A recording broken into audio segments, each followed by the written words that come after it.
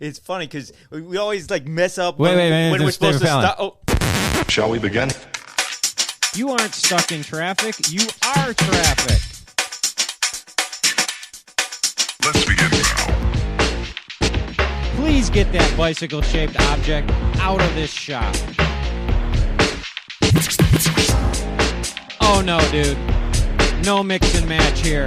Black bottoms or full-on kit.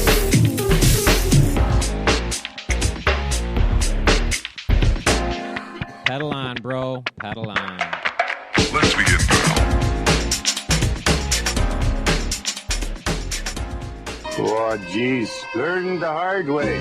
Wider is better. All right. You are listening to, have downloaded. Sorry, go ahead. We're Sorry, watching. a little cough there. Today is Monday, August 26, 2019. You just downloaded and are listening to Bike Shop CX. Thanks for listening. Thanks for downloading, everyone. Music on today's show is Bijou by Philly Run. As always, you can get this tune at the Free Music Archive, where you can download it, coincidentally. For free. And today's show is going to be...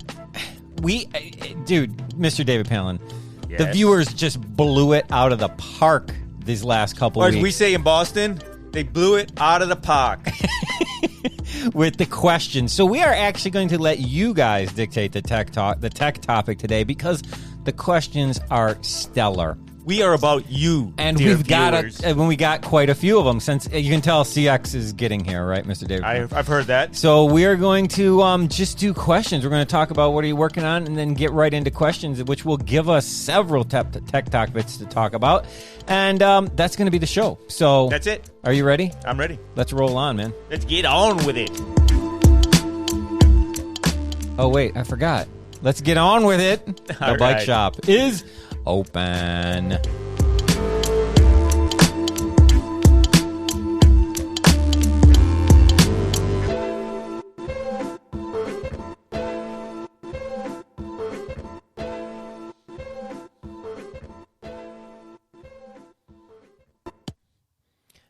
What's up, Mr. David Palin? Not much. Pretty high-tech intro there. We got all over the board there. I think someone's had too much coffee this morning. In case people can't tell, Yes. we were making that up as we went along. I was following the script.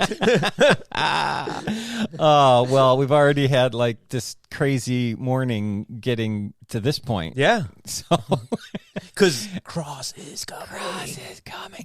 And no, I had to take my cat to the vet, which coincidentally is over by Mr. David Palin's house. So Yes. he just rode his bike over there. We met and then threw it in the back of the car, drove here to the world headquarters. Yep. And then you're going to ride gravel roads back home. I am indeed. So, yes, viewers, it was a half ride for me. Go ahead. Give me a hard time. I slept in today. I didn't ride all the way out here. That's all right. Well deserved. okay. Yeah. Well deserved. So Mr. David Palin, question. Answer. What are you working on? Oh, funny you should ask, because this week I'm prepared. This week I cut my... Unlike most weeks. Unlike most weeks. Go ahead. This week I cut my Sunday dirt ride short. Only did the one lap. I noticed there was only one picture. That's right. Not two. Because I had to work at the shop. Because thank you for ruining everything, Ironman triathlons. Nobody's around because everyone's up at Traverse City doing Everyone was in Traverse City doing that half big, iron up there. It was just a half Ironman, but man, almost every triathlete I knew was up there. Oh yeah, for sure. And I think I read it was the fastest selling out of any Ironman triathlon. Wow. So yeah, Is it an actual Ironman sanctioned? yeah, it's half? an Ironman brand half. I mean, I know it's a half, Yep. but it's still, Ironman still sanctions. Yeah, Because you can do all That the distance the distance is- same right. and not be a quote unquote Ironman. yes, yeah. Well, that's cool. That's really cool. So- I worked on several bikes for that. I know you event, did, so- yeah. Which I will be telling about in a second. There you go, I'm sure. If someone happens to ask me what I'm working on in the next few minutes. If that happens, if we could ever get to what I'm working on. Okay, yeah, hit me. So I'm working in the shop, and I figure, okay, it's Sunday, gonna be a nice slow day. No. I get there, and there's people waiting for me to open the door. Jeez. And I've got to go. And I know on the backside of this, we're supposed to be open till 5, but I told him, if you got me coming in, I'm only working till 4:30 because we have our cyclocross training that we do every Sunday with the juniors and with and Sunday's not your normal day to work. You're helping out. So this was very much he came to me like, I have nobody else, and just a heads up, you may be alone because I really have nobody else. But there was another kid that came in. Oh, that's good. And this guy and I went right to the queue in the computer to start looking at what needed work. Yeah. And 3 guys walked in like right away. Oh, man. 2 of them were bringing in wheels. Actually, all 3. One he had bought a wheel, and I swapped over the brake rotor and the cassette and put it in his bike and sent him on his way. Okay. The other one had an old 26-inch bolt-on front wheel that had sentimental value that was definitely worth everything he was going to put into it. And he said, "Look, it got hit hard somewhere, and there's a ding in the rim." Yeah. And now my tires keep going flat. Well, I was like, I don't know that it's going to be worth your while to do this. Put the thing in the truing stand and just take a spin and take a look at it. Yeah. It's shaking back and forth, right to left. Not because it's out of true, but because the bearing, again, with the bearings cones are hanging. so loose. Yeah, the cones are so loose. All the balls turned out to be in there. Yeah. It's like, listen, heads up. I don't know if you do the work yourself or whatever, but these need to be rebuilt. Yeah, I can do that for you. You can't true a rim with the hub that far out of whack. Yeah. I mean, it's just I could do that for you too, but it's this $5 wheel is now $50 in. Right. Oh yeah, no, because I'm not sure if I can get a wheel like that. And it's like, it's a very special. Is it a front? Yeah. Yeah. A dime a dozen. You can go to the recycle reuse shop and buy a bike for $20 that had that same wheel on it. It just had a generic, unbranded, probably steel hub. Oh yeah. Then like caked in the grease that's hardened on the not only inside the hub but on the hub itself all the way across. So I just had to redo, and it's fairly, it's a straightforward, fairly simple procedure. Yeah, it's just a cup and cone rebuild.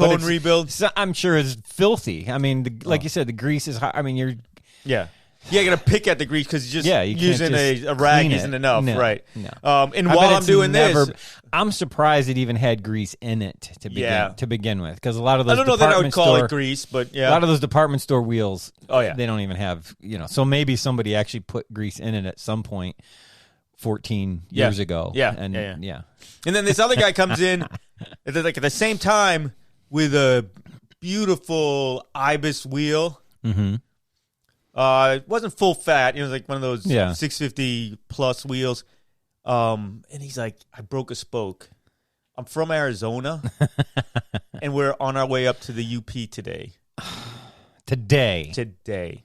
Did you have the right He spoke length? He broke it yesterday, so it's not like he's like, oh, I just broke it last week and just figured drop finding it off. Time to come in. No, it's like he said, I understand. He said, if you can't find the right spoke for it or whatever, please just call me as soon as you can so I can try to find somebody else that may be able to help me. And super appreciative.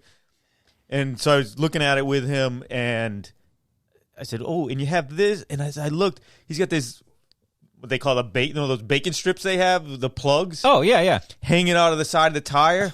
I was amazed. It was right at the bead. Wow. I cannot believe. He said, I can't believe that thing's been holding either. I said, listen, just think, this isn't just a real quick spoke replacement because I'm also... It's tubeless. I'm going to have to pull the tape, redo. Yeah. Hopefully it'll just, sometimes we're lucky. And, actually I've had really good luck getting them to seat. And he was so appreciative. There's one of those that you don't mind helping a guy out because he was so appreciative and managed to do that. And I did. I had to pull the tape off, replaced it with stands, put new stands in there.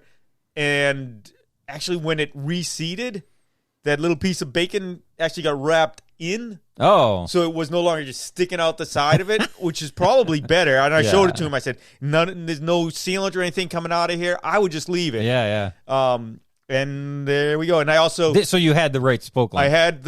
I think the spoke was close enough. Was a touch long. So what I actually did is I put a silver nipple on it. Uh-huh. So he would know which spoke it was because it was the gauge was a little bit heavier. Right one, and I said, if you want to go and get the exact one, this is the one that's easy to identify. Yeah. He came back later, right by the end of the day. I doubt he'll ever do that. As long as that lasts, as long as it's spinning, why do you care? Really? Come on. Well, and to be honest, it doesn't. For Joe Blow riding around trails or doing whatever, for any riding that I would do, I would never be that picky about it either. For my single bike, spoke? What are you worried about? Weight? The only time it's going to matter, right? If you have a really, real high end racing bike and you're a racer at the top of the sport, maybe then you would. But even then, I mean, come on. Yeah, no, it's not. It's not gonna. You're gonna feel that because it's not rolling because of that extra weight in that one spoke. I know. I'll just offset it. I'll balance it with a reflector. Yeah. And of course, that steel rim that I talked about first. Yeah. That one had a reflector on it. Of course. And of course, it was out of true at the reflector, which they always are. Every time, never fails. Right. And so you went. Let me guess. You went to take the reflector off, and it was so brittle it just cracked into a million pieces. Or that happens all the time. At least the screw part did. I just eased it up a little bit and didn't take it off. Didn't take it off because I was afraid just of enough just to get that. the spoke wrench I've done that before, right? Me too. And I'm like, be really careful, take it off, and it just blows up. Or try to slide it up the spoke a little bit, and it blows up. Yeah. And then the person always comes back and says, that had a reflector on it. What about my reflector? It's like, hold on, and I have a box. Yeah, that came on stuff. That came on everything that everyone else is taking off. Yeah, you'd be like, I don't have that exact one, but these are actually better because they're bigger. They're longer. They make the wheel even more out of balance. They don't make those anymore. Yeah. Right? Because that had no reflective qualities left in it. No, it wasn't doing anything but adding weight to the thing anyway. Oh, man. So finally, what the heck have you been working on? Mine. I don't know that mine is that good or not. So, yeah, I got, so I was doing a set of tubulars. Tubulars? I didn't know you did tubulars. I was gluing a set of tubulars. Yeah? They were not cyclocross tubulars.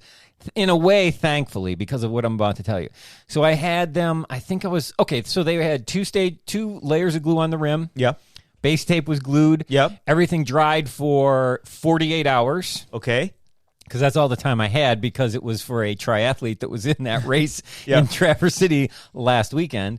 And so I was getting ready to put the last wet layer on the rim, and then I was going to set So I had my cardboard out, right? Had my pump ready, had my broomstick on the floor to roll it on, all that stuff, everything ready, right about to put the glue, start putting the glue on the rim. Yeah. And I had another wheel that I was working on, not right by where I was working, but kind of over to the side a little bit. But I was like, just in case I'm going to move this other wheel. So I pick it up. Okay, so here's where I have to interrupt you. Yes. Because I don't know our viewers. Some of our viewers know you and can tell because you are the guy, as opposed to me. I'm the hack, right? Mm-hmm. Your shop, your car, the back of the van, the garage, everything's laid out in its place as it should be. I'm not saying my way is the right way at all.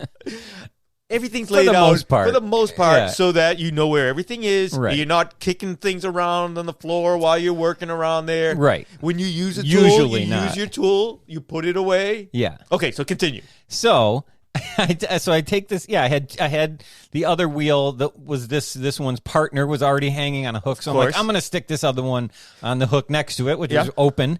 So I pick it up and I kind of turn around to go to that hook to hang this other wheel on. Yeah. And my cats had pushed one of their toys out into the floor a little bit. Oops. One foot steps over it, the other foot coming behind, catches that thing, and I just go ass over tea kettle into the wall. Into the wall? Yeah. So like other people, again, we have put up pictures of the basement from time to time. Yeah. I don't know if everyone understands. Like, there's no way to get to the center of the floor to the wall without going through bikes. Exactly. So this story cannot be just no, hit the wall. Yeah. No. So I go, you know where my 7 and that Bianchi and the Colnago are? I of course, it had to be like right by some of the nicest bikes. The nicest bikes I have. I trip and I'm like, it's one of those things where you're going down and there's nothing That's you can do. That's whole slow motion. Well, and both my hands are on this Don't wheel. Don't drop the wheel. I can't spread glue. And so I hit face first into the Bianchi, like the seat. Luckily, I like raised my head enough to hit the saddle with my head. And then the drop bar, which is, so the Bianchi's hanging from its rear wheel. Right. So I hit hit the saddle with my head. The curve of the drop bars catches under my arm and didn't really cut me, but it put like a big burn right there, almost like a carpet burn. Yeah. And then I go down with my left hand, and I jam it straight into the ground. Oh, dude, my hand swelled up. My knuckles were all swollen up, the size of a golf ball. Note. I was going to ask this question because I know you can answer my question. I still had 2 tires to glue to get on a rim with basically 1.5 hands. Yeah. So smartly, I did it that right away. There's still some adrenaline going. I taped up my hand and then did it. Yeah. Right, did that glue and get that, because the next day I wouldn't have been able to do it. Yeah, I mean, it was so it stayed swollen for the day. It's not broken or anything. I mean, I didn't go have it X-rayed, but I can, No, you're a tough guy. You don't need to do that. Rub some dirt in it. But it's still, it's like the busiest time of year, and now you're like, kind of like, it's not bad enough that you feel like, oh, I should just be sitting and doing nothing. Yeah. But at the same time, everything you do, you're like hampered by this because you can't grab anything. So, anyways, just stay off it for a while. That's what I would say. But the other question that our Bike Shop viewers want to know. What happened to the wheel? Yeah. Did you drop it? I saved it. No, so like as my left hand goes down, my right hand had it enough that it landed on the tire, on the edge. So it was just the tire, my arm on the holding piece of cardboard that you had laid out for that purpose? No, this wasn't the one I was gluing. This was a different one. All right.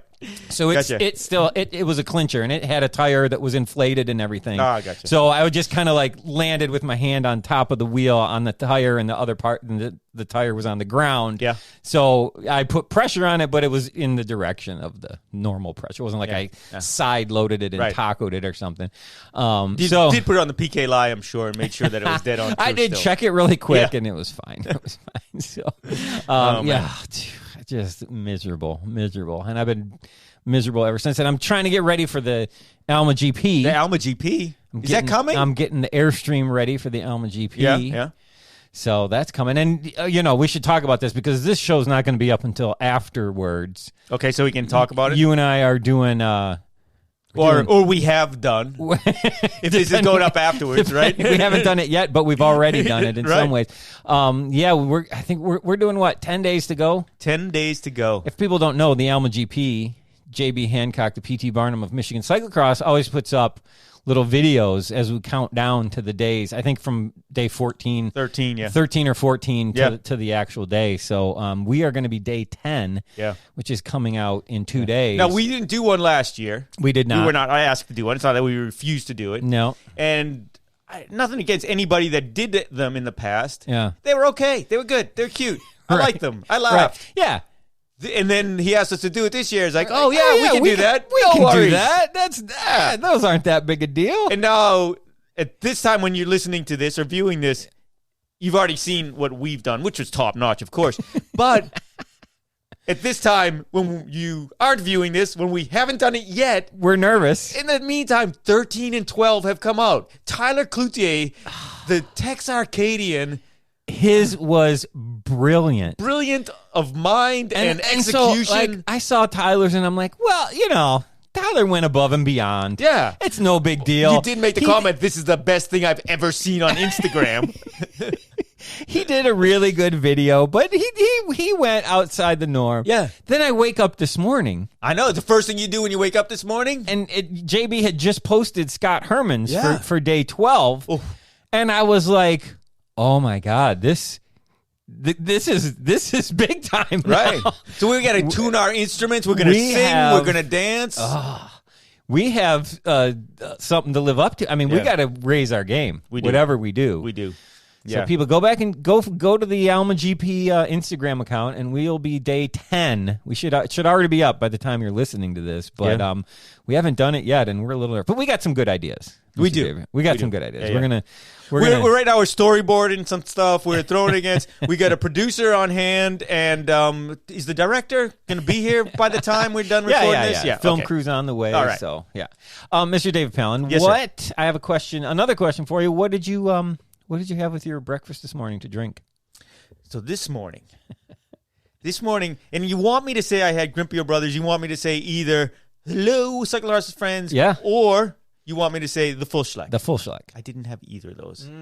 I had some Sonny Gilbert supporter coffee. Nice. And it has this like berry overtone, undertow, whatever. Tasting note. I was singing along with those notes because it was top notch. And it supports Sonny D. Yes, Sonny G. What could be better than that? So what Mr. David Palin is talking about, get over to GrimpeurbRothers.com or just wideanglepodium.com, and there's a link to Grimpeur Brothers, and you can buy either the full schleck or hello, cyclocross friends, and you will support the network and you will support the shows, and we really appreciate it. And you get great coffee.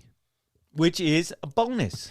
Yes. I myself am drinking some of the, what is it called? 2018 American Single Origin, I think. Is that the one that supported the race, RAICE? Yes, exactly. So I got some of that. But those aren't the ones that support us. If you want to support us, get Hello Cyclocross Friends and the full schleck. So, but any of them are good. We want to support what Dan's doing in general because he does such a great job. But if you buy those two, that will help support us and what we're doing and the network as a whole. So thank you for getting over there and doing some of that. So, Mr. David Palin, are you ready for questions? I'm ready for questions and answers. In lieu of a tech topic, because like I said, the questions you guys sent in are amazing. So we have the best viewers. I say it all the time on the instant. All right. The first one is from Jay in the Bronx. He says, Scotty D and Davey P. Davey. Davey P. You see how Mr. David Palin feels about that. Jay, we got to talk. All right. Thanks so much for the insight, the knowledge, and the laughs. You two are the best. The best. Okay, Jay. After listening, I like it again. After listening to this week's episode about how to glue up tubulars, I have a larger question. Not how to glue tubulars. You have done a brilliant job of laying that out. But when? So I'm sure he's not saying when in which month, what time of day. Right. No, but should you or shouldn't you? Right. It appears that the gluing of tubulars is an annual occurrence, but does it have to be ? No. Okay. Au contraire. Last season, I glued up a pair of Clement MXP tubs to my Zip 303 rims. These are race day only wheels, and due to conditions last season, were only used for about 10 days. As I inspect them this summer, the tread is still fully intact. Well, that's good. With no real visible wear, the sidewalls appear to be supple and show no signs of drying or cracking, and the glue appears to still be holding quite well. If I inflate them and attempt to roll the tire, I am unable to expose any of the rim tape or glued surface. So, do I have to re-glue every year? How do I know when it is time to re-glue? Let's stop right there. Yes, let's stop there. No, you don't have to re-glue every year. In fact, most of the time, if you do a really good glue job, especially if those are your race tires and they're only seeing about 10 races, you probably don't have to re-glue them at all. No. Usually, most glue jobs are going to last 2 years. Pretty standard for them to last 2 years. Maybe a heavy use set might only last one racing season, but in general, they last 2 years. And you can even sometimes push that to 3 if they've been taken really good care of. The glue job to begin with was really good, and they've been, maintained in a good place where they're not in the sun or anything like that. They're in a cool, dry environment during the off season, hanging, no pressure put on the tires. You're keeping a little air in them and stuff like that. So you might be able to push maintenance it to is 3. The key to getting it to the third exactly. year. So the way to check them is, put a little bit of pressure in them and do just like you did. Try to push them off the side. If you see any dry glue along the edges or you hear crackling, yes, then that's right. That means it's time to redo it. Crackling. If it's crackling in any way because that you're seeing or that you're hearing, that's when you're going to be like, okay, it's time to read. You know what else you can do is if you're more of a visual person, look for the white lines, right? And that's when you're starting to see the sidewalls kind of... you're talking about the threads? Yeah. Yeah. Oh, yeah. When you're starting to see thread, it's not obviously when it's threadbare, you're way beyond. But when you just start seeing almost like a separation between the gum wall color and some of the threads, it's time. Yeah, that can be a sign for other reasons. That's not necessarily a sign that your glue is failing. No. That's time. But that's a sign that it's time to put a different tire on for sure. All right. As part B to this question, I would also ask about sealant. Last season, I put a couple of ounces of stands Good choice. in the tires. Yes. To deal with any potential pokes along the way. At the risk of completely eliminating any potential weight savings the Zips offer, do I need to add more sealant this year? Thanks, as always, for your effort, and see ya in Waterloo. Jay, definitely come see us in Waterloo, man. Yeah, for sure. And bring those wheels. And remind us who you are. Yeah. Because we got a lot of people coming. So we're psyched. And be ready because we have the socks. Yes. So be ready to buy a pair of socks. Yeah, be ready to come buy a pair of socks.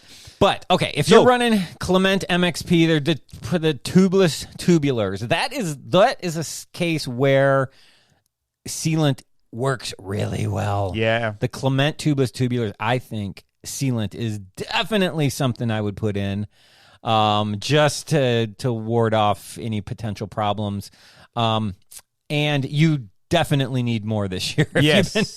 If you put some, if you just said some, I don't even know what that means. It sounds like less than one small bottle because he says a couple of ounces. Yeah, it's a 2-ounce bottle, but yeah. Yeah, so, maybe he did put a whole bottle then, but it might be a couple of ounces in 2 wheels too. And here is where we talk about that off-season maintenance. Yeah. This is a kind of a point now.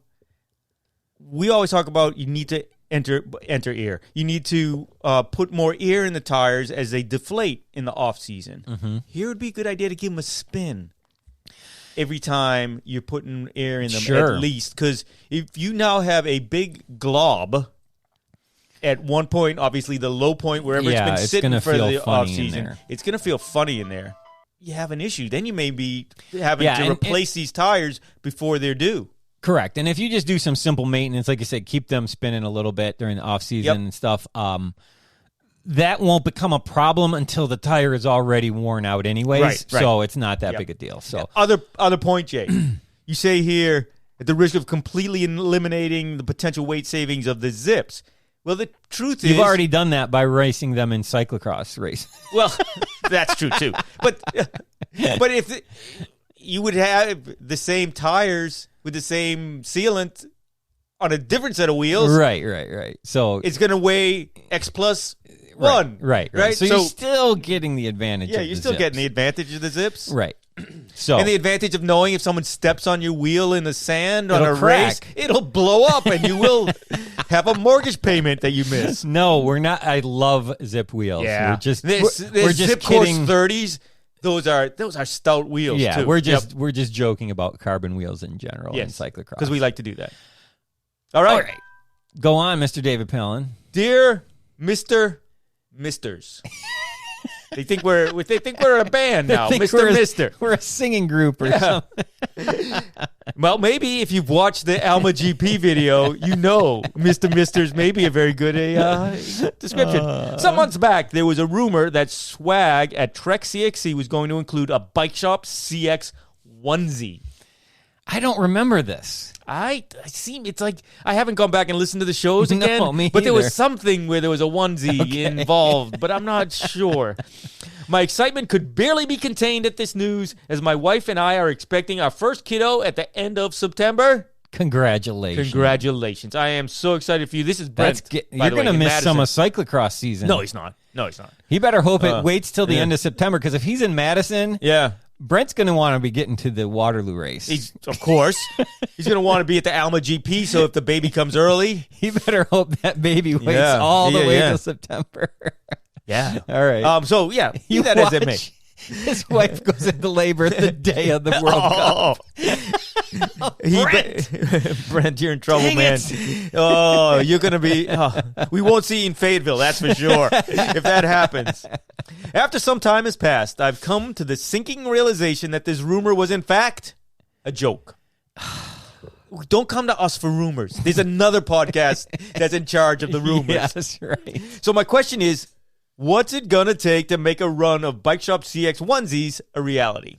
I think I will give you a contact name, Brent. The minimum and the minimum number is 10. Is like it's 10. Yeah. Maybe you could just get the extra small jersey and sew it up, safety pin it, or sew it just right that it would work. Put snaps in the bottom. It would be a perfect onesie. And he says, "See you in Waterloo. Cheers, Brent in Madison." Well, we're looking forward to coming to your fine state. Yes, you're right. You're right, Brent. That was not real. I don't think we would sell a lot of those. Right? No, but maybe more and more as the masters are out there. So speaking of having kids and life in general, Mr. David Pellin, yes, do you have life insurance? Dude, that was a beautiful segue. What are you talking about? Yeah, because the kids are going to be the death of me. Right? Yes, I do. But when you have kids, it's even more important. It's even more important to have life insurance. Indeed. Because they're going to be fighting about who gets my bikes and which one gets the one bike with disc brakes. Yeah, for sure. The longtime sponsor of the show, Health IQ. Health IQ. Go to healthiq.com/WAP. healthiq.com/WAP. And look for get yourself some life insurance. Fill out the questionnaire. If you score elite, because you live an active lifestyle, you get a discount on life insurance. healthiq.com/WAP. They recognize that people that are doing more strenuous activities might skew the standard metrics that most life insurance companies use. Health IQ. And they compensate for that WAP. by using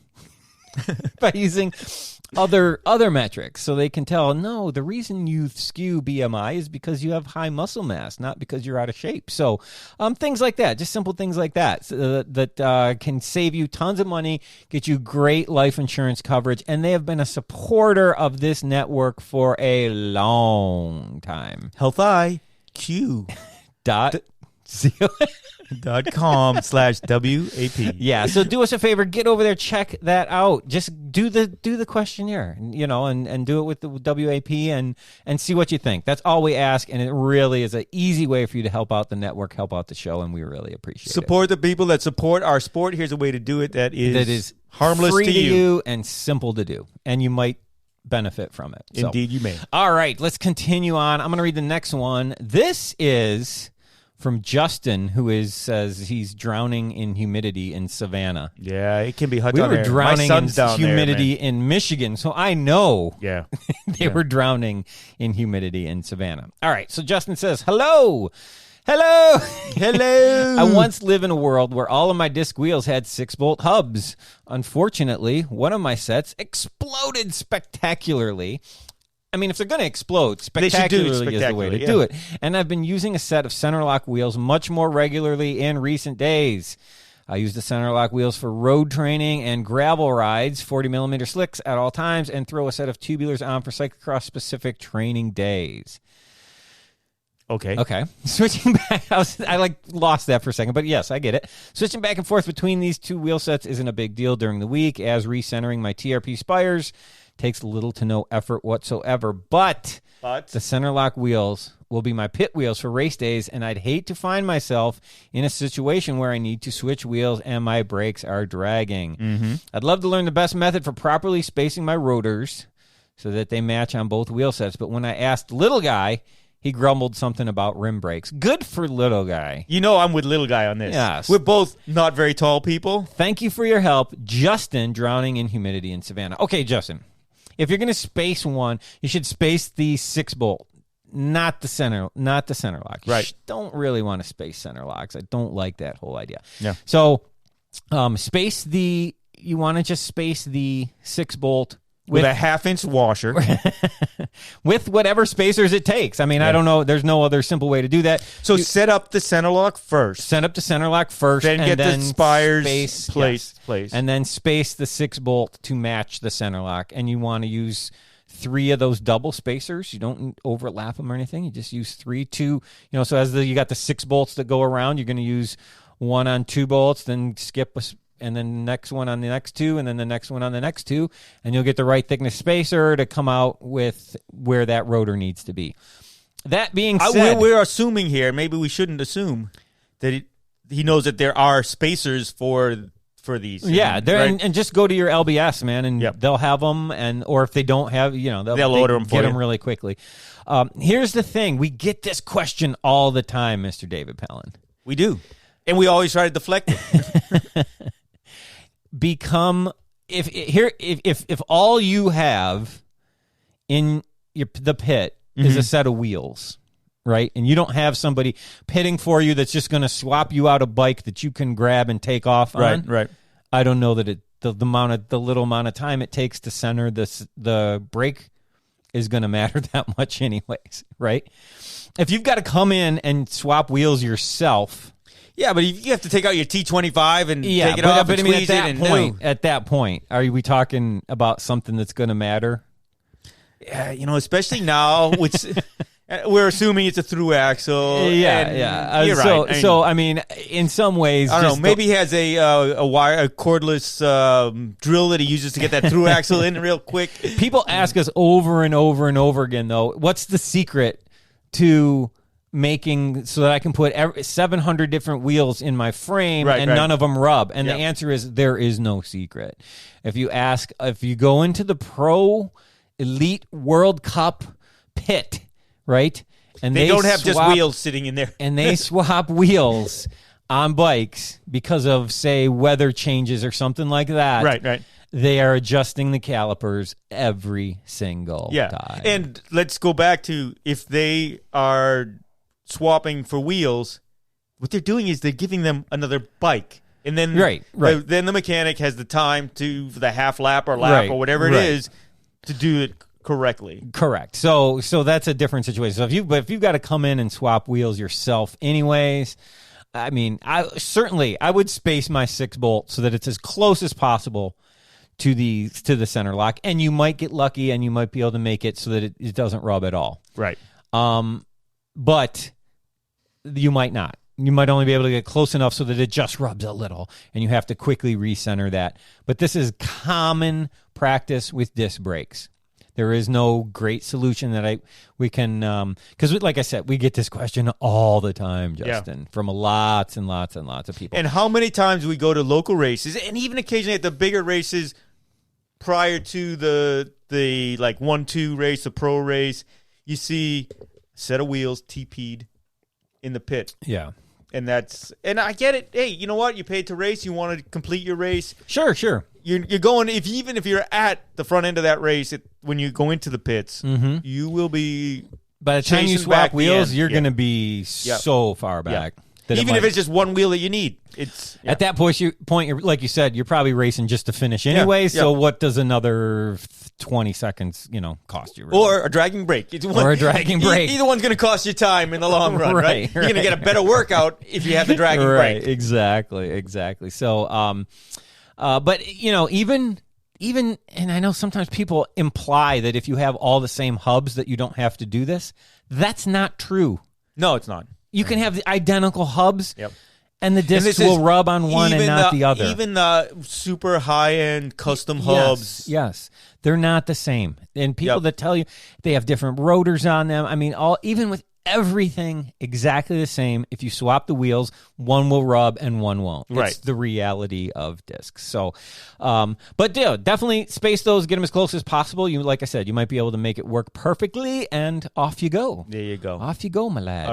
All right, so, Mr. David Pellin. Now, of course, this is why we had that little stumble in the beginning, because you wanted to make sure that we timed it, so I would have to read this one here from Tony. Okay. Isn't that it? I don't know, but go ahead. I think it is. We can say that.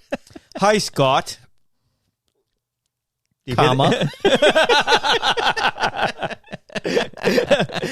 Tony. You got to put Mr. What kind of greeting is that? Well, as I read more, you'll understand. I'm reading your articles on CX Here's about CX bike prep from Nats from a few years ago. Oh, I'm glad somebody's still reading those. Those took a long time to write, they did. So I'm glad people are still super high end. I'm teasing because it's all about me. Let's be honest. But the truth is, these are you. If you have not read, this would be a good article to go out there and read in CX Here's. Yeah. To get ready for any cross race, certainly for Nats. So what it was, real quickly, that was I was doing prepping Courtney McFadden's 2 Focus Mares. That was what year? Where was Nationals? That year was in that was the East Coast in Hartford. Hartford, 2017. Yeah, which she then went on to, I think she finished 5th and made the U.S. Worlds team because of her bike setup. And so those bikes that are in those articles got raced at Worlds. They did. So there you go. And I basically went through, because I had some extra time that week, because Nationals was in January still. Yes.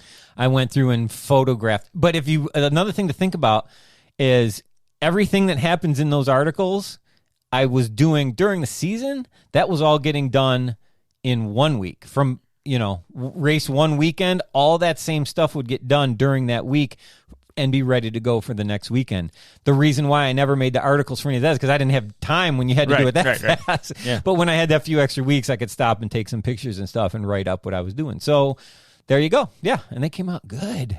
Indeed. Yeah. All right. Can I continue now? Continue on. All right. I have a 2017 Focus Mares CX1 Rival 1 and bought the Easton EC90SL cranks. Wonderful. Yeah, you like those cranks. They are wider and need a spacer kit, but I don't know if this is the right kit. Jensen doesn't seem to know either, and I bought the cranks from them. Go to your local bike shop. Yeah, I was going to say, Mr. Dave Pellin, is there a place locally he could go? Is there a bike shop locally, like a local bike shop? Yeah. Yeah. And 303, I think Tony's phone number is 303, which is, that is Colorado, isn't it? It might be. I don't know. I think they do have some good bike shops in Colorado. They probably have depending where, of course, you are in Colorado. But right. And because of today's world, you kids and your cell phones, he may not even be in Colorado anymore. Okay, so, Tony, sorry, I digress. Do you know if these are the right ones, and is there any other thoughts you have on this bike that you'd like to share? So these are the Easton bottom bracket spacers, the 30 mil Easton bottom bracket. These are what you need, man. Whether or not these are the right exact thickness that you're going to need, I don't know exactly, because you got to kind of do that from bike to bike, to be honest. But these would work. Yes. Right, it's the set of 2 wide spacers, 2 thin spacers, but you can just use. You should always have just some generic 30 millimeter spacers, right? Because it's this constant thing with setting that preload against that bottom bracket, where if you get it too tight, now you're creating too much drag. Yeah. So you really got to dial that in just right to get that preload just perfect on that bottom bracket. But once you do, you'll have it all set, and it'll be easy to duplicate, taking on, taking off. Because one of the things I love about this crank, so easy to get on and off and really keep your bottom bracket bearings maintained with this Easton crank. Because once you get that spacer system figured out, you'll know what it is, and you can take it off after a wet race, let the bike dry out, put a big gob of grease in there on those bearings for your travel, get home, clean some of the grease out, pop that crank back in, and everything's ready to go again. So you can really, I just love this crank. So yeah, you're on the right track, man. You got the right spacers. Those will definitely fit on the spindle. Just keep, like I said, you might need to get some of the generic 0.5 mil, or something like that to either go in there or use instead. But yeah, you're right there, man. Keep it up and let me know. As far as other things, there's a lot of things about that Focus Mares. I love that bike. It's a great bike. Typically, the only other really quirky thing I remember from that bike is that when you're doing the internal routing I would really recommend taking the front. Just take the front fork out.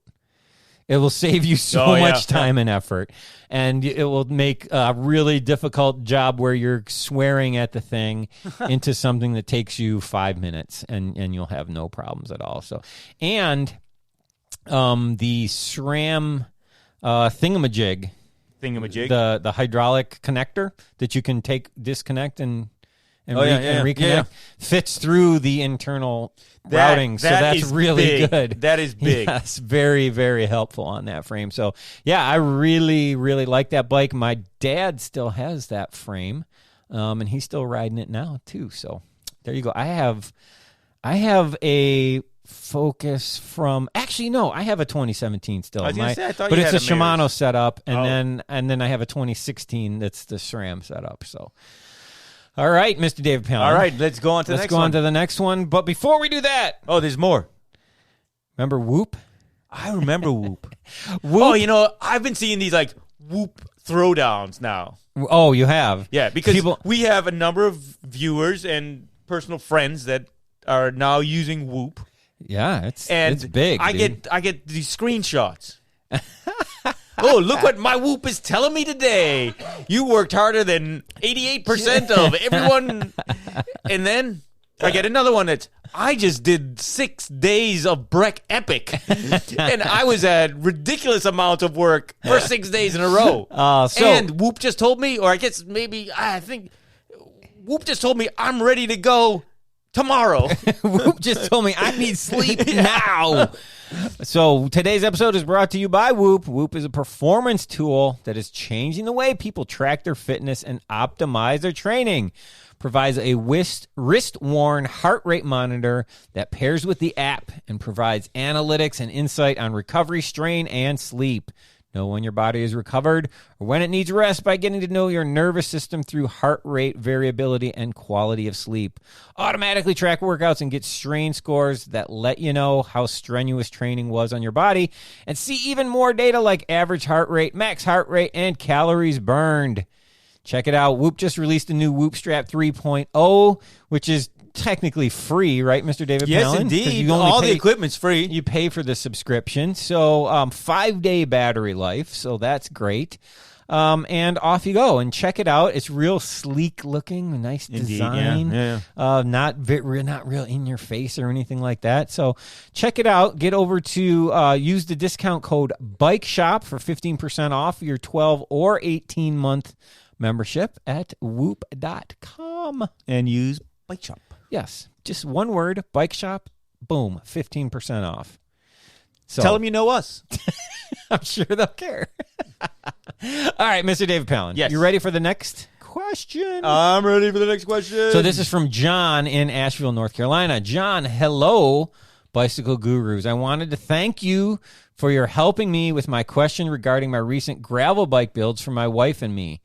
I remember that. Yes. It was an and he still says my wife and me, so he didn't mess up his marriage too badly. It was an eye-opening experience building a bike from scratch and having to select the components individually. See, that is one thing I remember. We've said that many, many, many times. Right. So building listen a to bike us when from we say scratch where you are picking every single component that you are going to put on a frame is a completely different thing than what bike shops do normally when they pull a bike out of a box from a Specialized or something, right? That's everything's set to go together, right? And it's a much simpler process, much more straightforward process. So, and yes, for those of you bike shop guys who have been around for a long time in the shop world, and remember prior to it being more than just putting the front wheel in and the bars on or whatever, we appreciate all the more. Well, that's true, but there was less variability back then, too. You didn't have as much variability as you do now. So, yeah, while that is completely true, things just kind of went together better. They tended to work cross-platforms a little bit better. Yeah, right? Yep. When things are 5 and 6 speeds and friction shifters, shift ratio didn't matter. You were the shift ratio. You were the shift ratio. You could put anything in. Yeah. So, all right. Who knew you had to know thickness of the frame to select specific length bolts for flat mount disc brakes? Not me. No. Now you do. Now you do. But I know now. I've been too busy riding my bike to write this email, which I guess is a good thing. I've included pictures of my Salsa Warbird and my wife's Niner RLT. Both are built up with SRAM rival group sets and i9 wheels. Great Those are choices. some really cool choices. Yep.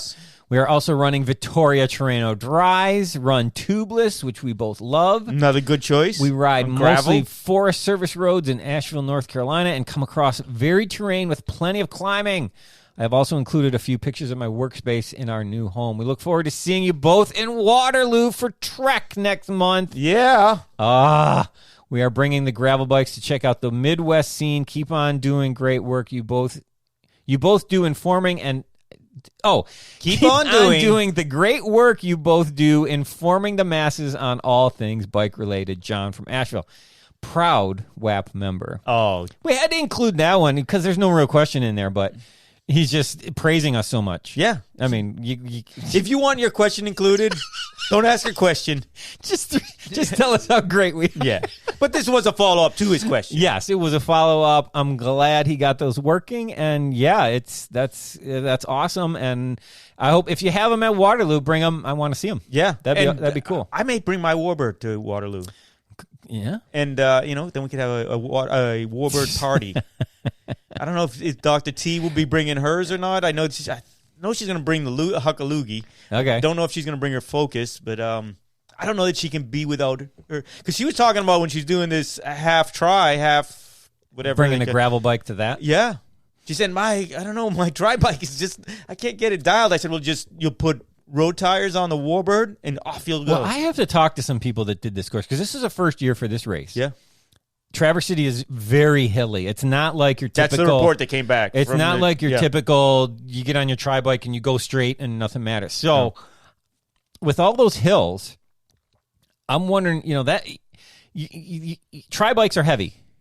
They just are compared to a light road bike. Yeah. So, and you make up that weight by the aerodynamics saving you. Super aero. Right, Yep. super aero. So you offset that weight penalty. But if you're going up and down hills constantly, you negate a lot of those aerodynamic effects, and now you have to drag that weight up and down. I would seriously think, and I don't know how hilly it was, but if I was serious about doing that race, I would seriously think about just doing it on a regular road bike. Yeah. As light as I possibly could. And depending on how hilly it was, and then you could climb those hills better, and it's only a half, right? So it's 55 miles. That's training ride, right, for a lot of people on their road bike. Yeah. So just going out there and ripping through those hills on a nice climbing bike might be the better choice, or at least as good a choice as a full-on. And now bike. a lot of climbing bikes are super aero too. And that said, I am not a fan of clip-on bars. I'm not. No. But in this situation, I might even consider it. Versus a full tri-bike? Versus the full tri-bike, for the weight savings. It would depend how experienced I was. I wouldn't recommend a beginner you do that, but if someone had some experience... A beginner's not going through this whole thought process that we are right now. No, that's true. But I would never recommend clamp-on bars to any beginning triathlete until they get some good experience. All right. All right, hit us with the next one there, Mr. David Palin. All right. My brothers from one another motherland. I'm glad you got this one. I'm glad I got this. Because this is a really hard one to read. Greeting from the east, flat riding of Yorkshire. I'm a worryingly regular viewer of the show.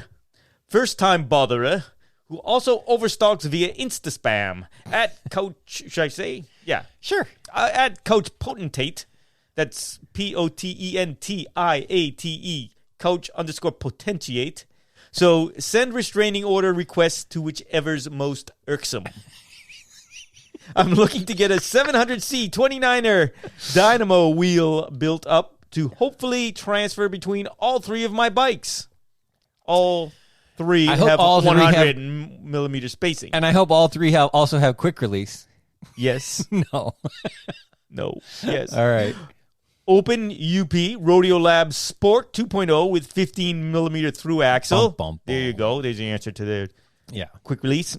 Linksy-ish 29er RockShox Reba with 15 millimeter through axle, or Salsa Cremoto Grande with standard QR for future backpacking. Bike packing.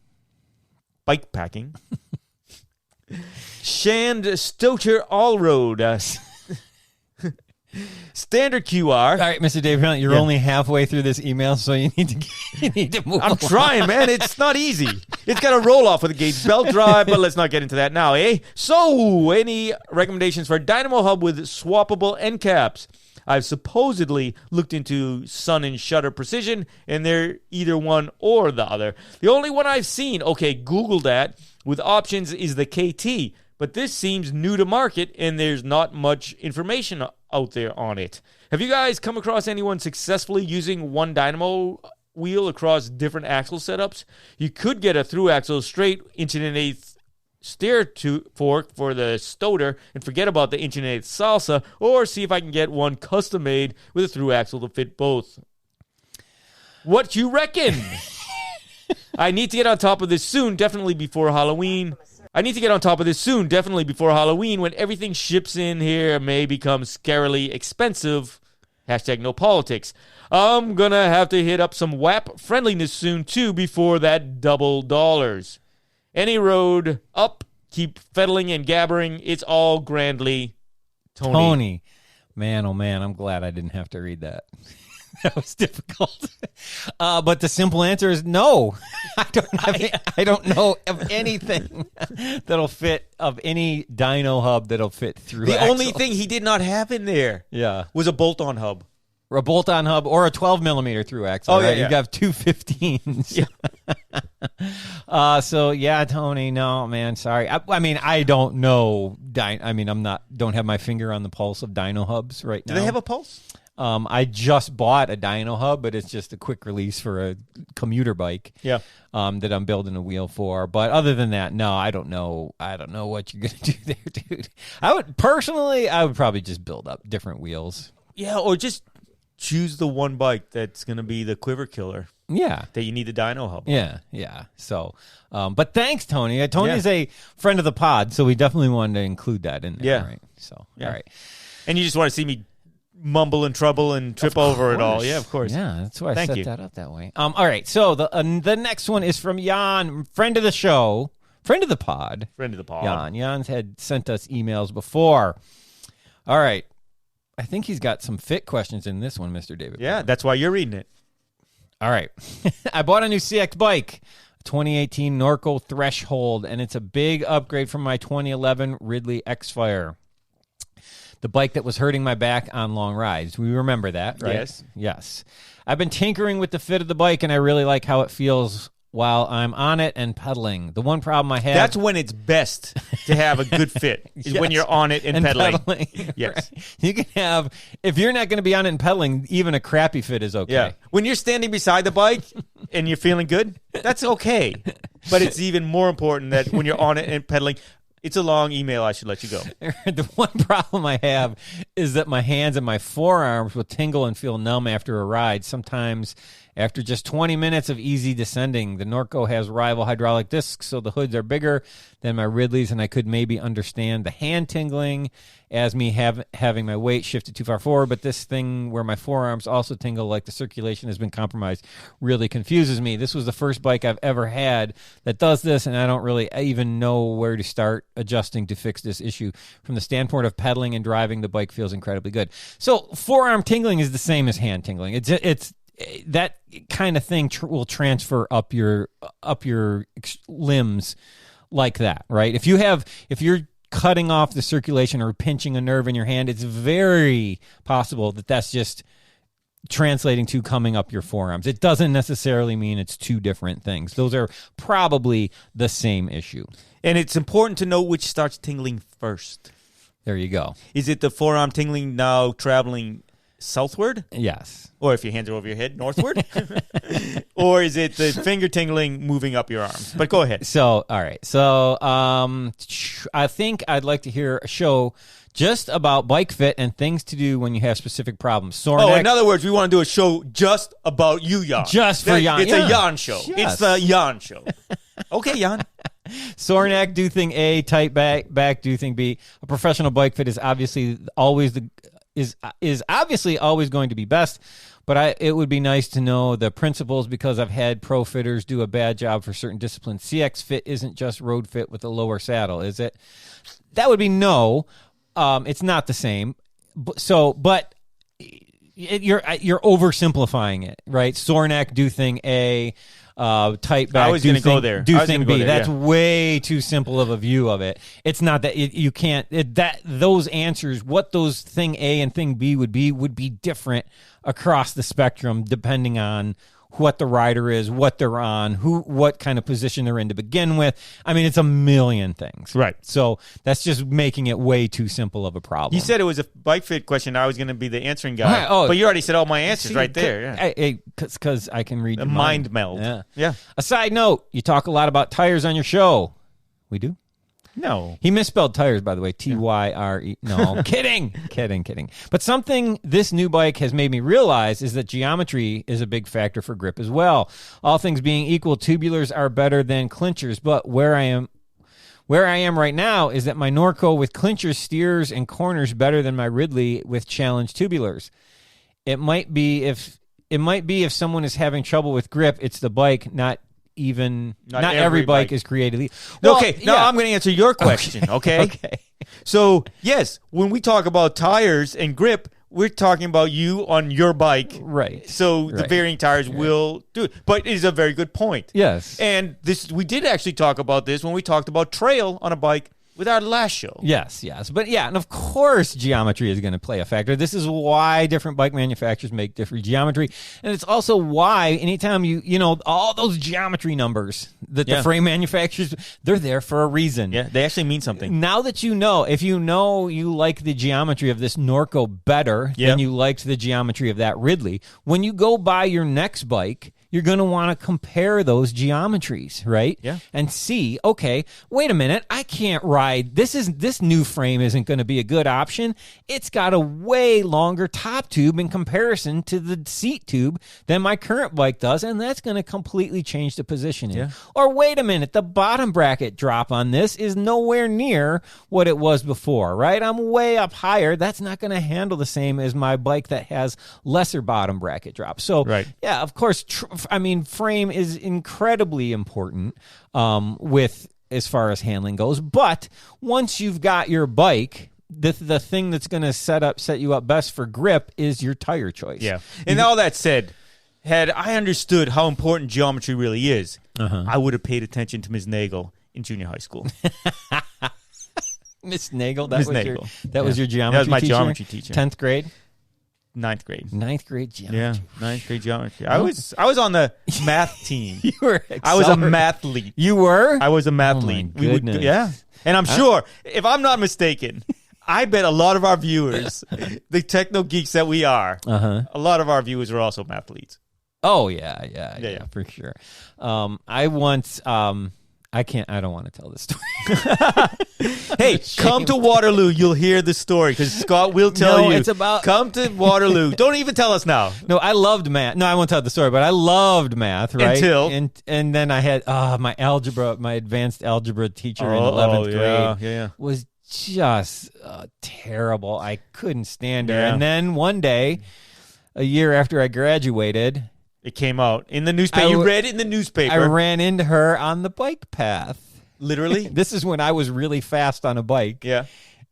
And so I won't go into what. All right. Issue 2.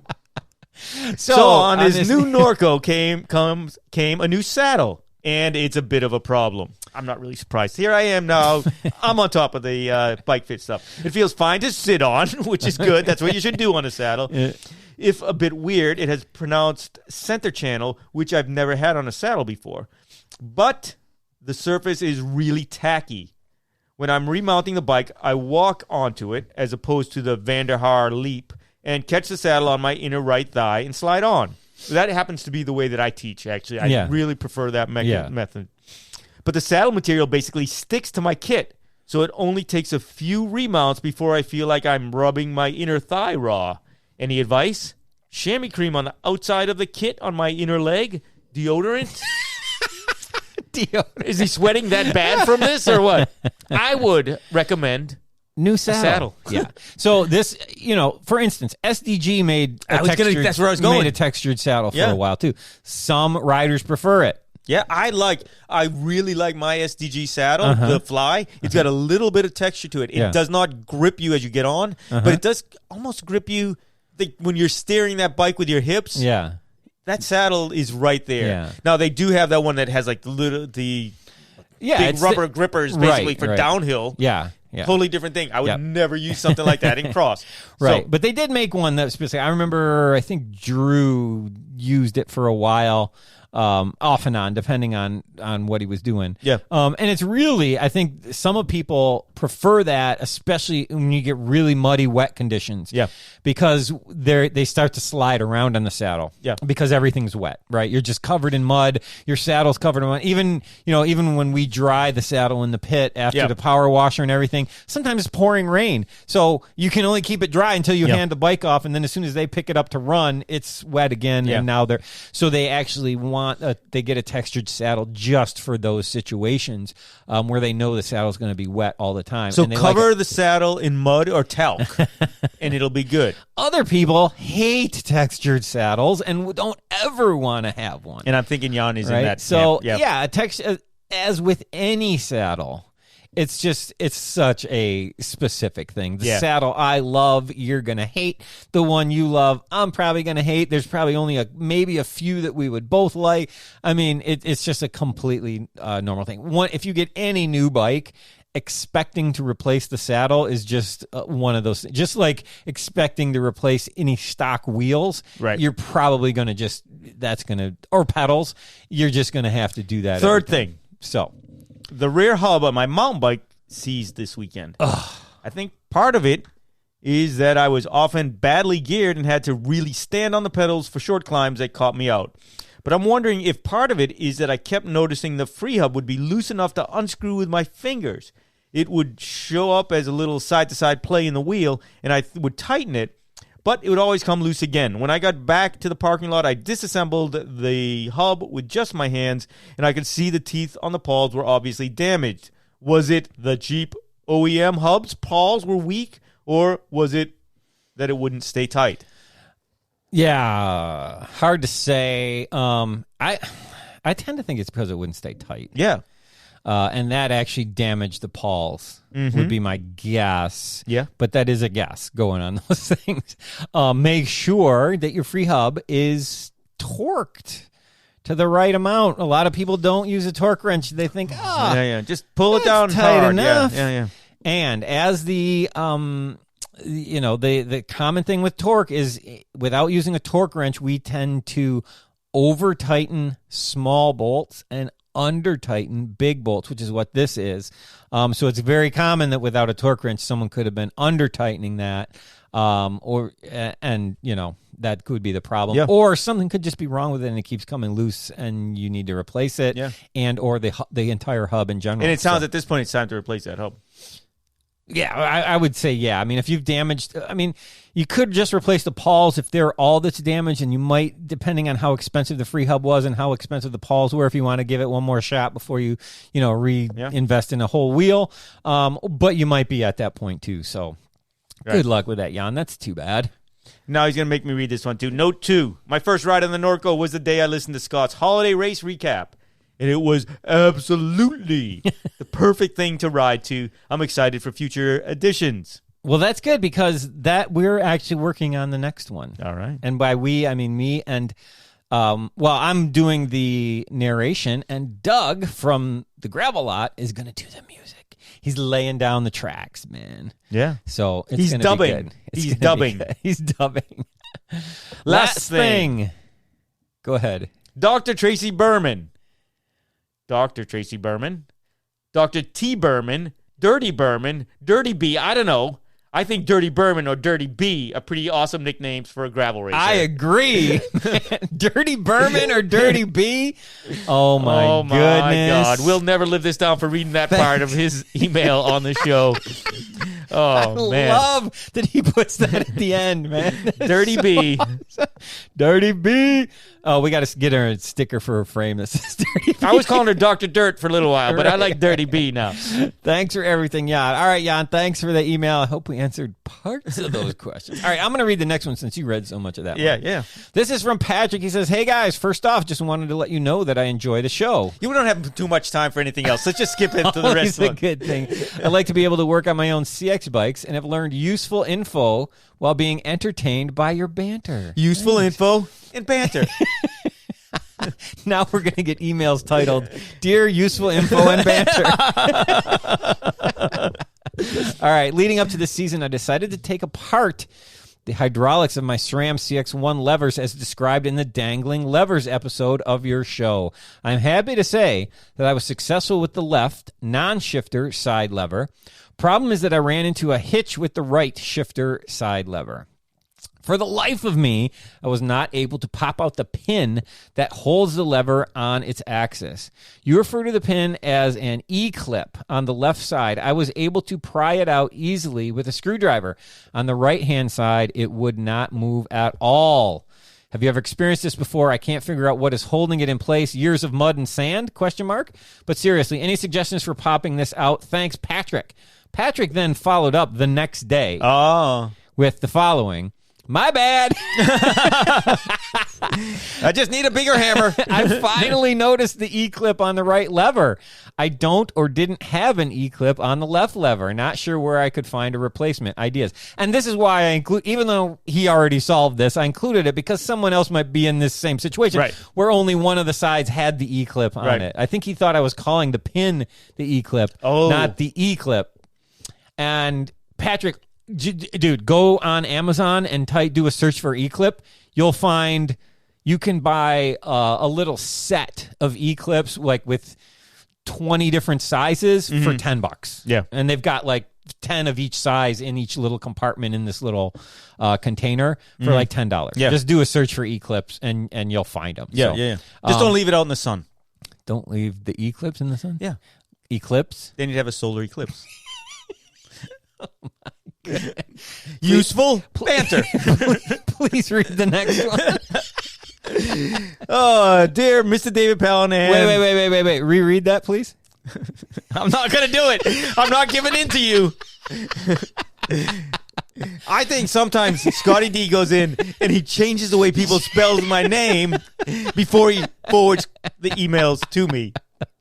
Okay. It's Dear Mr. David Palin. No, it's not Mr. David Palin. For future reference for viewers, it's Palan.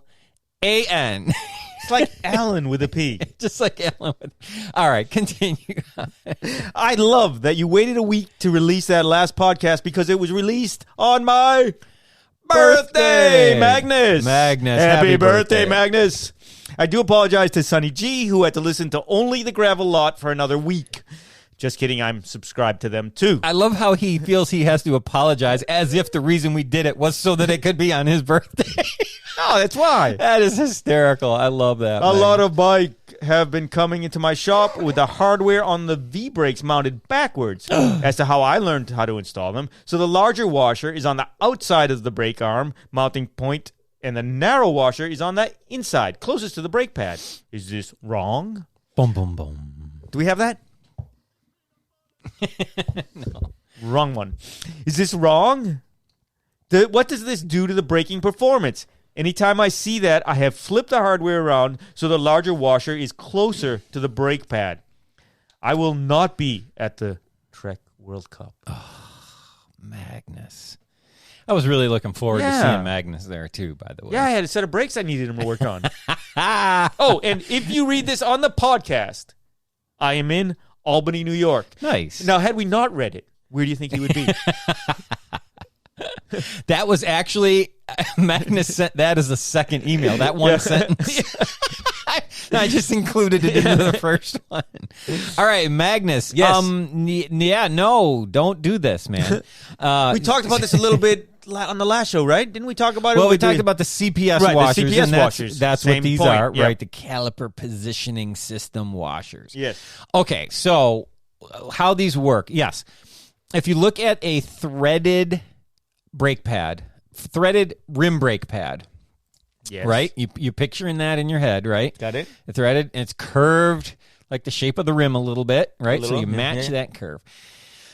As you go away it's not always centered, the amount of brake pad in front of the curve and behind. No, it's not. Okay. I want to make sure I had it pictured correctly. As you go back, there is on the post, there is a set of the CPS washers. Yes. Then wherever they connect to the brake arm. The brake arm. And then another set of washers, yes. and then the bolt, the holding bolt, right? Those two sets of washers are different thicknesses. One is thick and one is thinner. Yes. Those should be set up. It's not inherently wrong for those to be either way. It's not wrong to say, oh, the thin ones should always be on the inside, right. or to say the thick ones should always be on the inside. The way those should be set up is so that the braking caliper, right? Whatever it is, be it on, you can use these on cantilevers too. So that upper arm, the arm that points up on cantilevers, as when the brake pads touch the rim, yes, those should be as close to vertical as possible. So, in other words, a brake arm is drawing an arc. Correct. So when it is at the point where the arc is where those pads are making contact with the rim, you want that to be as flush to the rim as possible. So if you're spacing them further towards the brake arm... you want the arms pointing straight up. At the point that the pad is touching the rim, you want not as close to the rim as possible. That would be over... Because they could be closer to the rim. They could be overextended. Yeah. I had the picture in my mind and didn't describe it well. We'll go back to you. But yes, because exactly that problem, right? Mm-hmm. So if you have thinner spacers, that arm is going to come beyond vertical and now start pointing in. It'll be closer. The tip of the arm will be closer to the tire rather than be vertical if you always use the less effective braking. Yes. So both on cantilevers or on linear pull, you want the point of contact to be as close. You can't always get it perfect because you only have two options, right? Right. You only have the thin ones or the thick ones. So you should choose whichever set of those will get that brake arm closest to vertical, and that's the one you should run with. So it's not, like I said, it's not inherently wrong to say either one is wrong. They could be wrong for that bike, but here's the important point. They're meant to be used both back and forth, just depending on how you can get those brake arms vertical. The question now becomes, what software system do you use at your local bike shop, Magnus, so you can now contact everybody that you have set up their brakes and tell them, bring the brakes in, Scotty D, set me straight, and I made a mistake. You're not going to have trouble braking, but you're not going to be optimally braking. From this point on now, Magnus, you can look at them and you can correct them correctly. Yeah. So when they bring the bike in saying it's not braking as well, you know why. You know why. So there you go. All right. That is a great question, by the way, Magnus, because I guarantee you there's 20 people listening to this that are doing it wrong. There's more than 20, but only 20 will admit it. There's 20 that would admit it. So thank you for that question, Magnus. Yes, great question. Show. All right. Scotty D and Mr. DP just heard Trevor's question about front disc brake chatter on his steel bomb track. Just to go ahead. No, go ahead. Yeah, you were going to give us the recap. He was getting brake shutter with his mechanical disc brakes on a steel front fork. Yep. Right. I experienced the same issue on my brand new all-carbon Norco Threshold. Headset preload, caliper positioning all good, rotors true. The problem turned out being uneven pad wear, where the pads were only grabbing near the rotor spider, causing pulsing in the brake system. Fresh pads completely eliminated the problem. I recommend Trevor double-check the caliper is positioned so that the pads are grabbing the proper area of the rotor. Look at the scoring patterns on the rotor near the spider arms, and perhaps try getting fresh pads. Excellent. This is from Simon. Yes. Hope this helps Simon. Simon, thank you. This was a great suggestion. Yes. And one we did not say, but that's good because that's absolutely true. That can totally be happening. So check out that rotor. See what's going on. If you see a really uneven wear pattern there. Like you said, just fresh pads could eliminate that problem. Indeed. If it's really bad, you might even replace the rotors, depending on what you got. Or if you have other rotors, at least try other rotors or something like that. So, yeah, thank you, Simon. That's a great suggestion. Here we go. All right, I'll read the next one. Tell us what Tanner has. This is from Tanner, and he says, hello, Maybe you should read email 2 from Tanner first. He says, hello, gentlemen. So Tanner, this is the third time someone asked us a question and then sent me another email answering part of their own question. Tanner's second email said, please disregard question number 2 from my previous email. I simply had to adjust brake lever reach to give me more clearance, and it solved the problem. Thanks again, and see you at track. See, now, Mr. David Palin, we've got all the viewers going, I wonder what the second question was. We're not going to tell them. You have to come to Trek and either see us or see Tanner. All right. I think Chad Brown owes us something for all the people that are coming to Trek to see us. I don't think half of these people come to the World Cup. They just want to come and see us. Us in the wide-angle podium show. Yeah. Oh, my God. For people that aren't, there is, I don't know if people know this, but there will be a bike race behind the wide-angle podium tent. Yes, we thank so many people for coming just to see the wide-angle podium people. There's going to be this bike race that you can watch as well. So we welcome you to go watch that too. Yeah. All right. Take some downtime. Go see the bike race too. Tanner says, hello, gentlemen. I'm a new listener, and I absolutely love the show. Yes. I'm fairly new to cyclocross. I've been road riding for the last 10 years. And have thrown in the occasional race/crit here and there, but decided to take up cyclocross last year as a way to keep me motivated to ride past the month of September. But the best decision I ever made. You will say that now. The only reason why you may question whether that's the best decision you ever made is because that road bike that you used to race crits and road races on, is going to get really dusty. Yes. Because it's going to be hanging on a hook. I could sell that thing. Yeah, baby. What kind of crossbike could I? What's my B-bike going to be? A set of wheels if I sold this road bike. Getting to my question. 1, I know the tire pressure is of utmost importance in cyclocross, and looking back on the 4 races I participated in last year, I can't help but think I was running my tire pressure way too high. I'm a heavier rider, 210, and like many other tubeless riders, I was terrified of burping a bunch of air during a race. So I was normally running 40 to 45 PSI front and rear. However, I've recently heard you guys mention a slick rule of thumb during one of your shows indicating 10% your body weight plus 5 pounds is a good 5 pounds is a good starting point. My question is that if this rule of thumb has a weight limit, and if the heavier the rider, the more additional pressure should be added above the 5 pounds. For instance, riders over 200 do 10% of body weight plus 8 pounds or something like that. Mr. David Palin. Yeah. Did you want to talk about this? This is your favorite. I know this is your favorite tire pressure rule. 10% plus 5? Yeah. There's no weight limit that I know of. No, and because obviously the weight is going to dictate the pressure. The 10%. Plus the 5. Maybe you want a little bit more than 5. Yes, perhaps. But the bigger determiner is what type of tires are you using. Correct. When I say what type of tires, I mean, are you running clinchers? Are you running tubulars? Are you running tubeless? Right. That rule is generally for tubulars as far as I've ever seen That is where I've seen it. That's how it was introduced to me. So, you'd want to go, instead of 5, you do usually plus 10 if you're running tubes. Right. And if you're running tubeless, just run it at like 6 pounds. I joke. But okay, so even if you did, say you did 10% plus 10, all right, you're looking at 21 for your 10% plus 10 would bring you up to 31. Yeah. That's still way lower than your 40 to 45 that you're running now. Oh, yeah. So and Tanner, you'll feel it. Tanner, what you want to do, if it were me, this is what I would do. I would start at the low end of what you've indicated here that you use, 40 to 45. And what do we tell people to do about riding figure eights, Mr. David Palin? I say you get a notebook. And I just happened to try to scan real quickly through my instance because I've actually seen people have been posting pictures of their notebooks. Yes. I'm surprised they don't blur them out so that only they know. But now is the time when your local places are doing clinics and you're doing training and practices, get out there.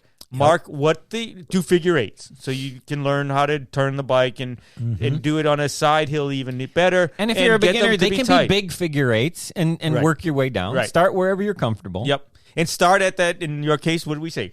41 pounds. He said 40 to 45 is what he's been riding in the rear. Start there at 40. Start at 40.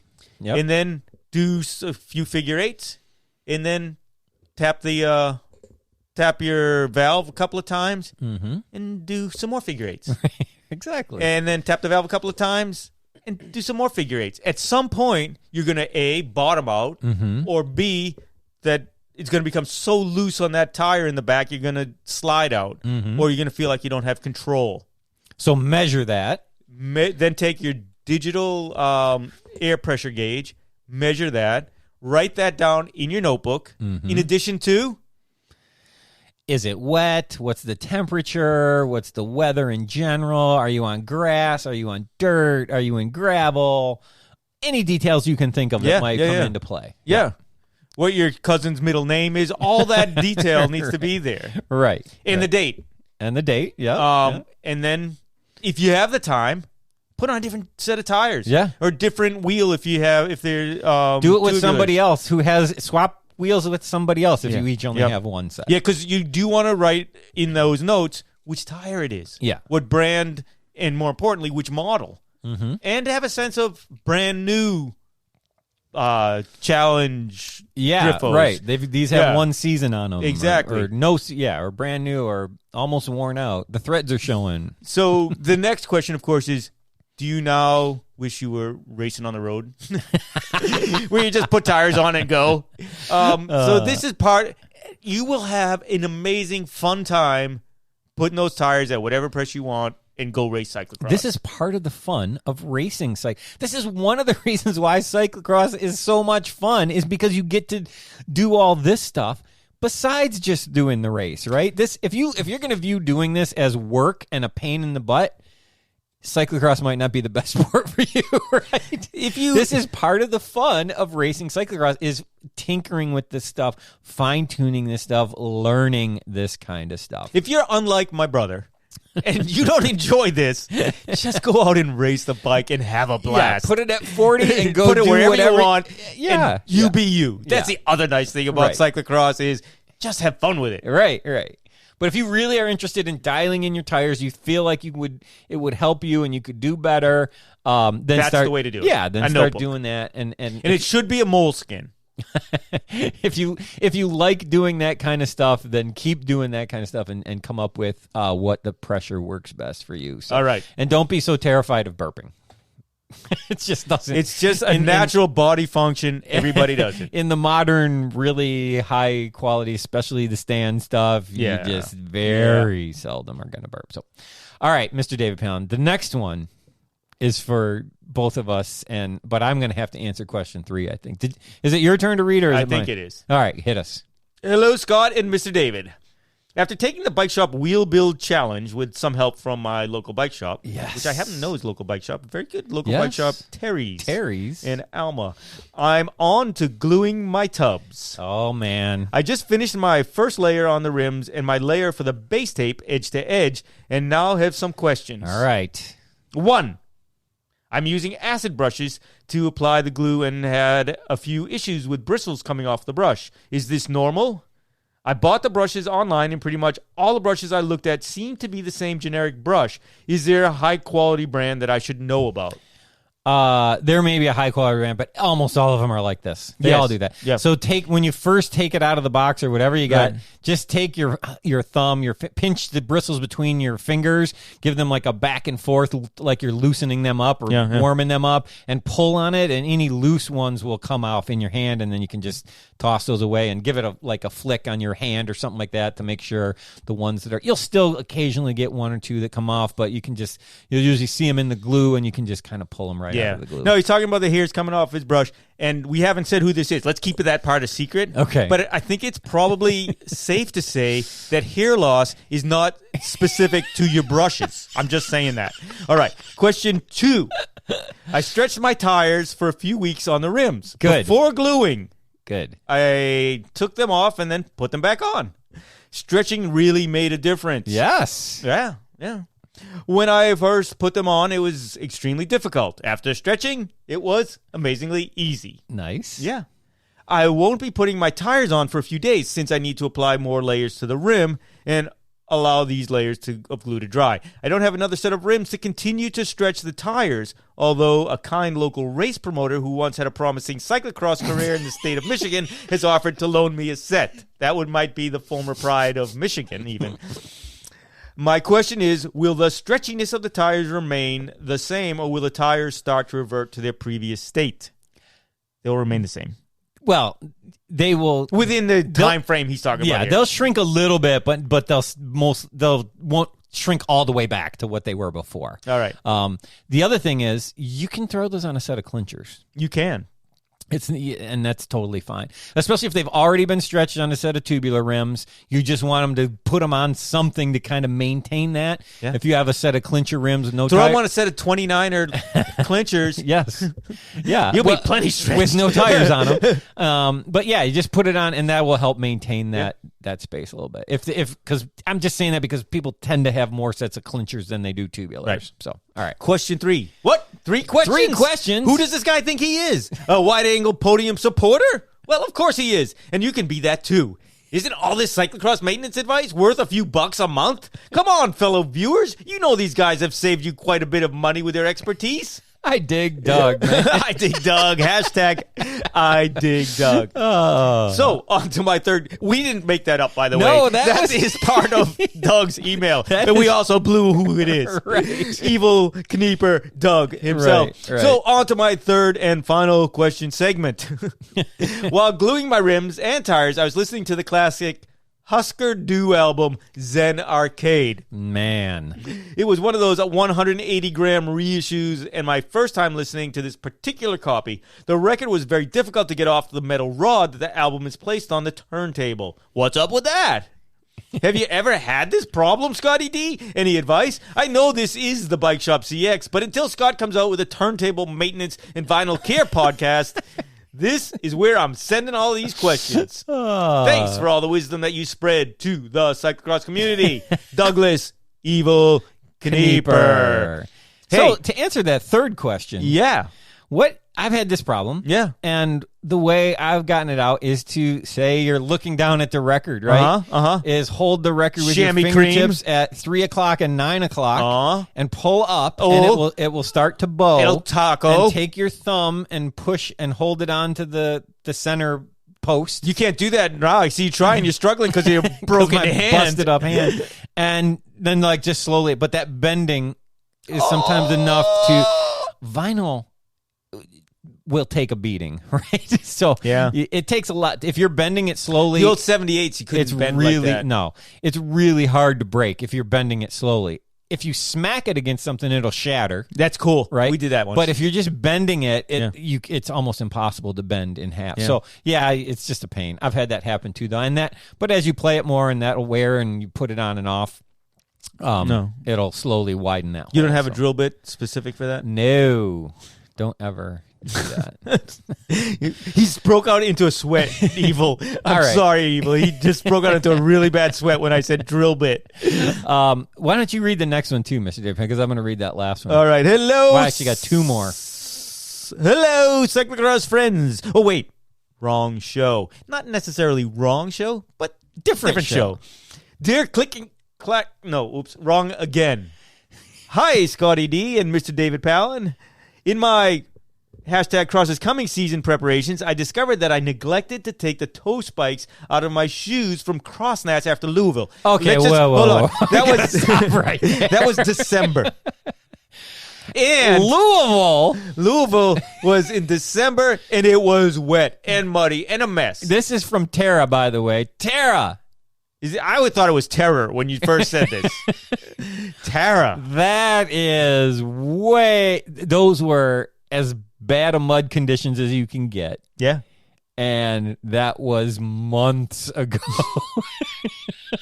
Yeah. I hope you just placed them in a shoe bag. Tara, I don't want to see your wheels. I hope you didn't take your tubulars, power wash them off, stick them in wheel bags, zip them up, and they've been sitting in those since December. Throw a little desiccant in there and call it good. Tara, we kid. Go ahead. All right.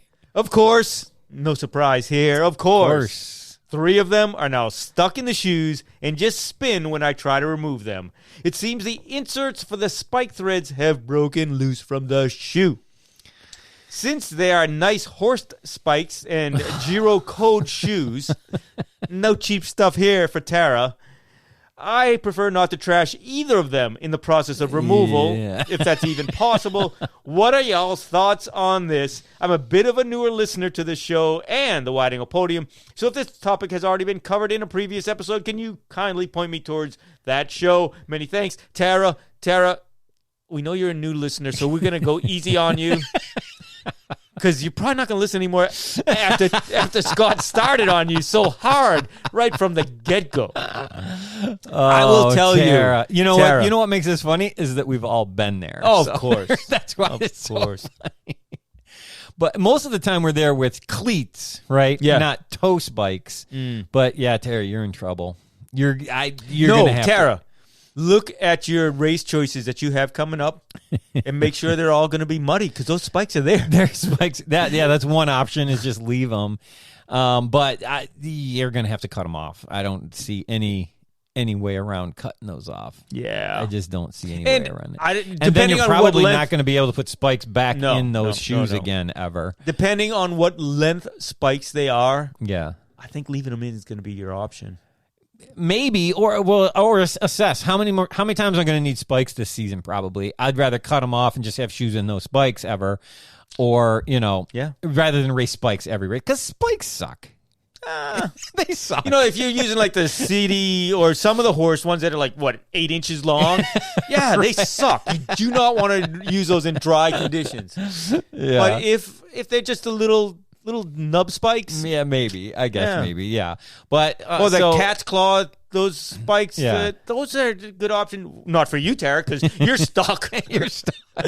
Yeah, but you're. I don't see any. If you want to get them out, I don't see any way short of cutting them out. You could try putting. Although it's too late now because now they're spinning freely. Mm-hmm. You could try to put some bolt breaker or whatever that stuff's called in there. There might be a way for you to get up inside the shoe enough with something that you're going to have to peel the sole of the shoe off or back, depending on, I don't know how Giro does their toe spikes, where you can get into that plate that those screw into and somehow get something on that you can hold, but it's going to be a job. Yeah. I mean, you know what, Tara? Bring these to Waterloo, and Scotty D will work on them in his downtime. I'll bring the hacksaw and a grinder and a drill. Yeah. Is that going to be a bench grinder job, or do you think that's like an angle grinder? Another good use of a Dremel. Angle grinder. Maybe, a Dremel with the right tip on it. But, Tara, there's no good news here.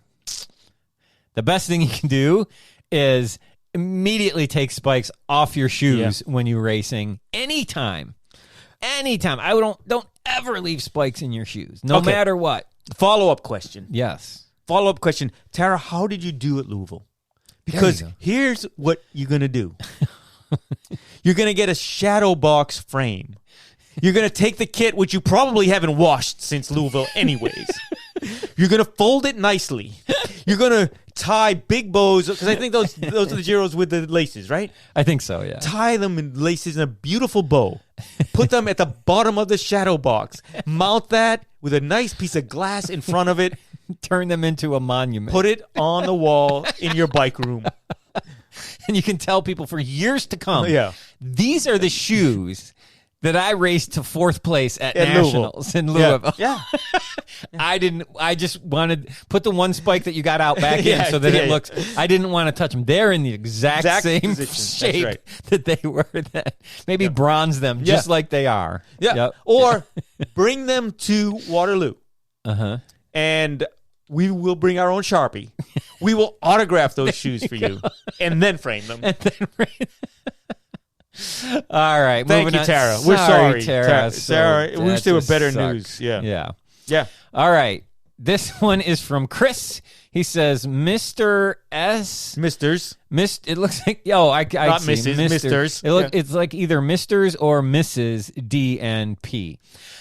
After fending off recommendations from my friends for years, this summer, I finally relented and started listening to your show. What kind of start is that? All right, we're done with this email. Yeah. No, at least he got on eventually, right? I mean, better late than never, I guess. Not so that's why we have 11 downloads now. Right.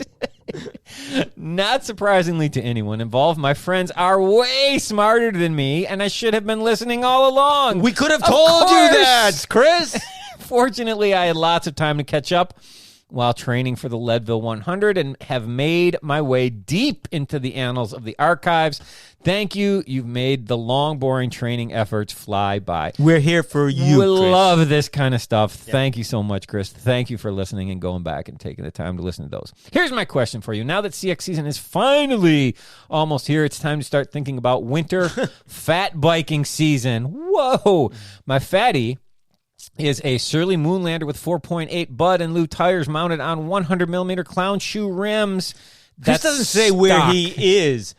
I think he's in like Minnesota or something. Probably with that bike. That's stock, I think. Those 100mm rims. Okay.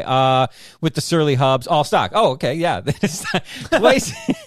Look at this. Then Chris says twice in the past 2 years. That twice in the past 2 years, I've blown the free hub body. Chris isn't listening anymore. While out on the trail, leaving me to do the hike of shame out of the woods. While I could look for a better, more robust rear hub, what I'd rather do is set up the front wheel as a single speed. The frame is built with spacing for 2 rear hubs so that you can swap between geared and single speed on the fly to keep you rolling if you have any problems with the drivetrain like I've had. Yes, my Pug Ops had the same setup.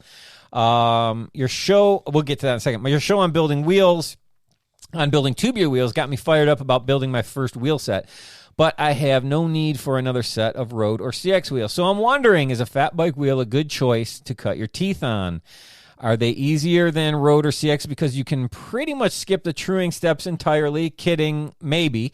And performance is not a primary, secondary, or tertiary concern?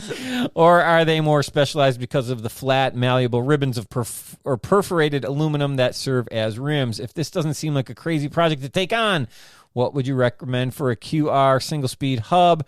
The bike weighs 47 pounds, so anything lightweight would probably be rejected by the bike. Should I replace the rim while I'm at it? The current rim is a few years old and has seen some abuse, but I have a really sweet tuba set up using real faux alligator skin and Gorilla Tape. Stands wasn't up to the task, but I brought some anyways. Okay, we'll give you a little break there.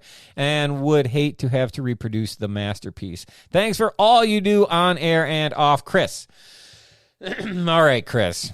While you are correct that a lot of, truing isn't as big a deal. Truing isn't as big a deal on any bike with a disc brake. For one. Yeah, and because the width of these... Even less so on a bike with a 4.8 tire, right? I mean, a little 0.5 millimeter wobble and a 4.8 isn't really going to make that much difference. So you are correct on all those things. But one, I would certainly not reuse the rim because, that could introduce all kinds of other problems. But here's the thing. On the Moonlander has an offset on the rear, I think 28 millimeters. Wow. So if you're going to run a rear on the front, you need to have the offset fork that they made. Moonlander is not in the currently made bikes anymore. Right. From Surly. So if you're going to run a rear in the front, I believe you have to have the offset fork. This is the stuff that Surly is really the people to ask. So I think you have to get that offset fork to run that rear wheel in the front. The good news, there's good news and bad news about that. The good news is it's on clearance because they're not. They have one left. They had several left, but it's cheap. The bad news is it's on clearance, so it's not going to be around very much longer. So if you do this, you're going to have to get that fork, which is going to add an expense to it. Honestly, you're looking at like $115 for the fork. I would not do this as my first wheel build. I don't think. Right? there's going to be enough things for building a set of wheels that you want to keep in your, and Chris, it depends on what kind of person you are too, right? If you're really mechanical minded and you really have this down and you've kind of studied wheel building a little bit, you're pretty sure, you're pretty on top of it, you think you got the whole thing kind of done, then maybe you want to go for it and think, okay, I can do a fat tire. If you're kind of nervous about it and, I don't know if this is going to do, I don't know, then I would recommend doing something else first. Yeah. So it's going to depend on, how you can wrap your head around it, whether or not this is doable or not. But I would certainly not I would keep my current wheels because this could potentially take you a while to get it done. Mm-hmm. I would, and if your another bike good reason not to reuse the rim. The rim, right? So if your bike is out of commission all that time, you're going to get frustrated and try and get it done quicker than maybe you need to, and forget something or do something weird. So I would maybe, depending on the kind of person you are, maybe build another wheel first. If you think you got it and you think you got it all together and you're ready to go, call Surly, double check about that fork, and ask them about anything. I don't know that there's many other hub options. I think the Surly hub would fit fine on this. I don't mind the Surly hub. I don't know why that's breaking all the time for you. A lot of times in the really cold weather, if you're racing in a really cold climate, you got to really maintain those free hub bodies because those little pawls are pushed back with tiny little springs, and in cold weather, oil and grease gets really stiff, and those springs can't overcome that, and maybe that's part of the problem. We've seen a friend of the pod, Jess Ramsey, who is a finisher at the Arrowhead 145. Yeah. He was telling me that a lot of times people will use motor oil instead of grease in the hubs because it gets so cold that people, they just freeze up their hubs in those conditions. Maybe, in the hub bearings, I'd probably maybe do that. And I would don't ever use grease in a free hub, though. In the free hub body. Oil. Don't ever use thin oil. Right. Yeah. Thin oil. Yeah. Just like your Tri-Flow or something like that. Yeah. In the free hub body, because those little pawl springs just won't overcome anything once it gets cold. So that it could be, I don't know if that's it. It sounds like those are really broken, but I don't mind. I like those Surly hubs. Yeah, personally. you really love your Surly. So you knew the spacing on it. You were dead on, by the way. I checked. Yeah. Tell me the weight. Of just this offset fork. The offset fork of just the fork? Just the fork. 5 pounds. You're a little bit high there. Okay. But what amazingly, 4.8 pounds. It's 2.3 pounds. 1,100 grams for just the fork. Like you said, the bike weighs 47. So yeah.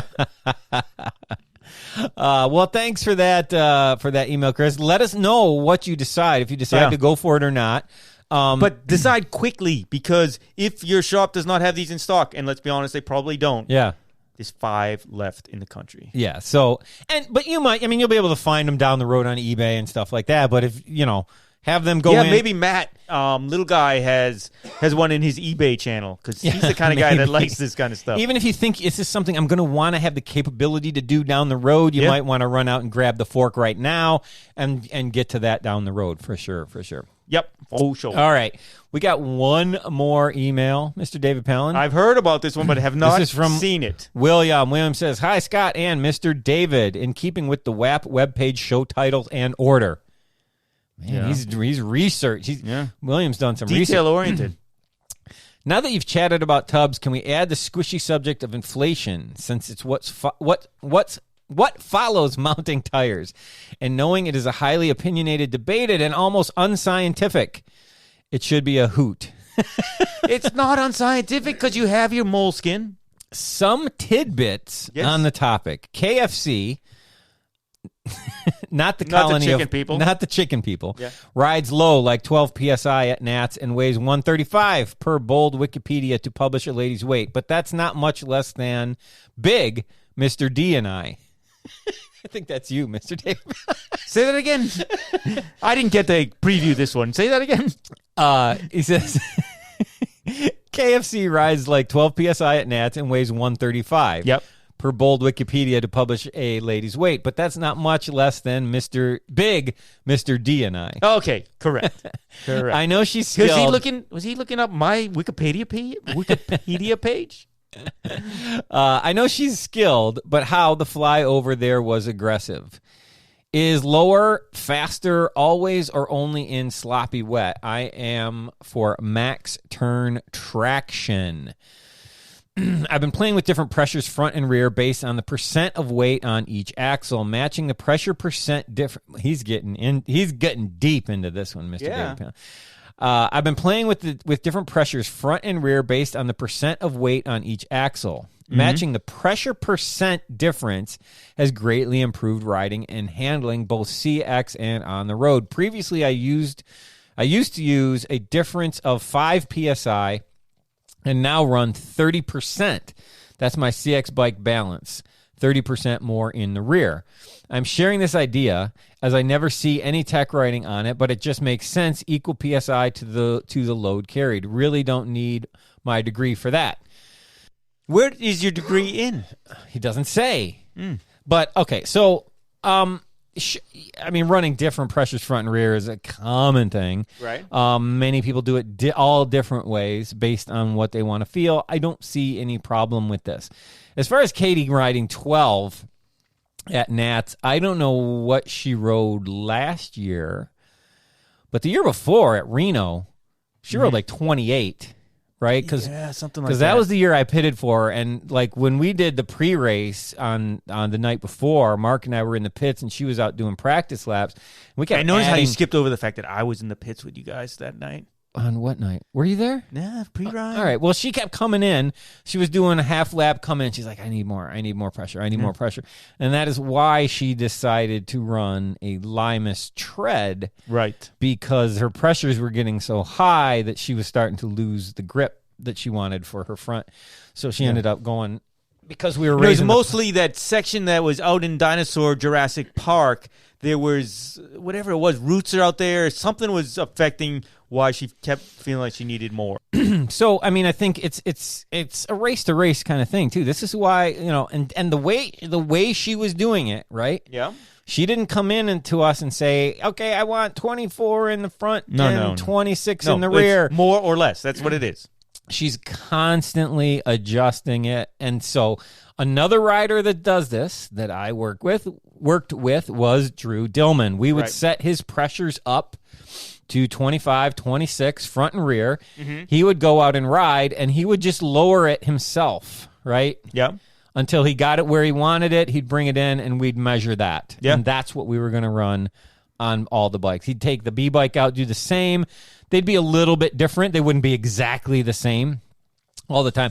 But we'd come up with some balance of where he wanted those approximately for that course. And that, William, is the key thing. I know you said in there, I aim for max turn traction.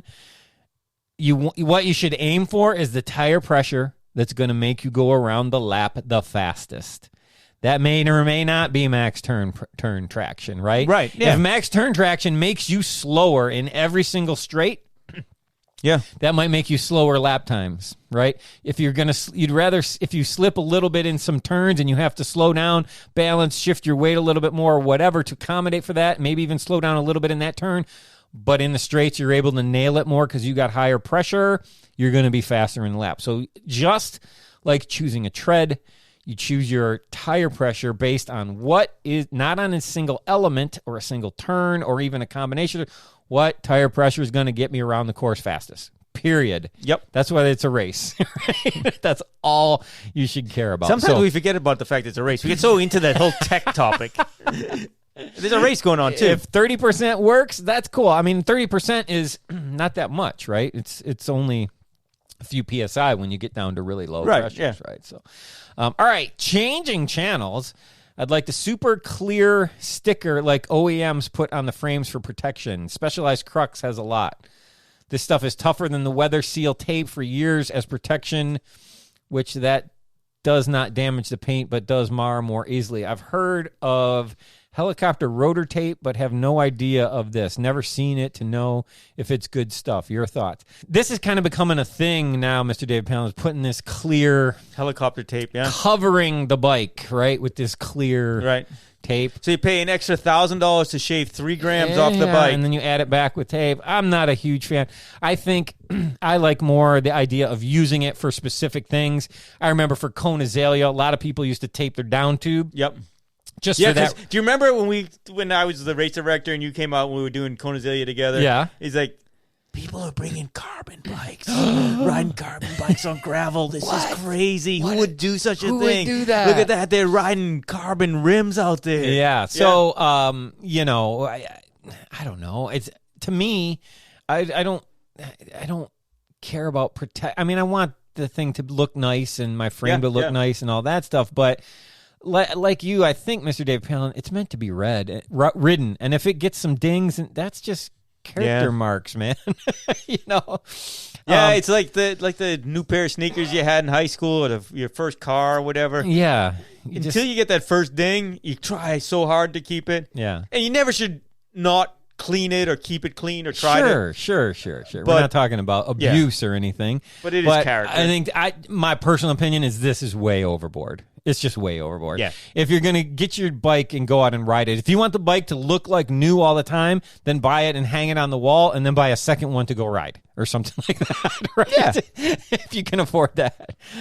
So I think, you know, I don't think it's, like you said, and it adds weight unnecessarily. So, and that said, yes, I am going to pick up some, whether it's helicopter tape or some of that protective tape, that I will be putting on the forks of my Warbird, because where the mounts for the cages, for my anything cages, my Topeak anything cages, I want to make sure that we don't scratch that paint up. Yeah. It's one thing to get dings, that's character. Right. But or, you know, you've always put it on places where the housing might be rubbing on the frame. Continue, you put a little piece on that. That's different. Yeah. But to just start covering in case you get a rock that comes in it, I'm just not down with that. So he says, and toolbox stickers.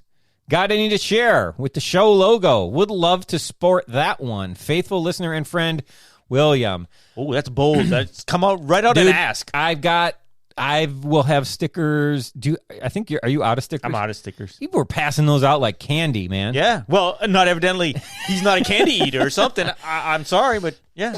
I still have some stickers, William, and I'll bring them to both Alma and Trek. So if you're at either one of those. Where's William from? Does he say? William does not say, but I think he might be at Alma because he says P.S. Scott, we did meet at the Glen Gravel, blah, blah, blah, big name, in Alma. He said, blah, blah, blah, big name. That's not you putting that in. No, he said that. Yeah. He said that. Just remember, Glen Gary, Glen Ross, Glen Gravel, Glen Gramble, Glen Campbell, Close. Glen Close. He says, in Alma, where you were the best stop host. Wasn't there only one stop? No. Oh, no, there's two. We went through your stop twice.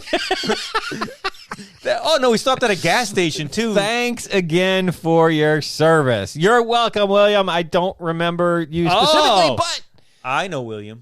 Come to Alma. Does William say what bike he is? No. Come to Alma, and I will try and remember to bring stickers and throw them in the van. So there we go. Come back to Jamaica. All right. So, all right, Mr. David Palin. This was indeed the perfect show to post. I was going to say right before Waterloo, but we'll probably have another show before Waterloo. But this show, people will be listening to it from the time they plug it into their ears until Waterloo. Because this, I think, is going to be one of the longest shows that we've done in quite some time. Yeah. With no, good thing we didn't have a tech topic. Yeah. All right.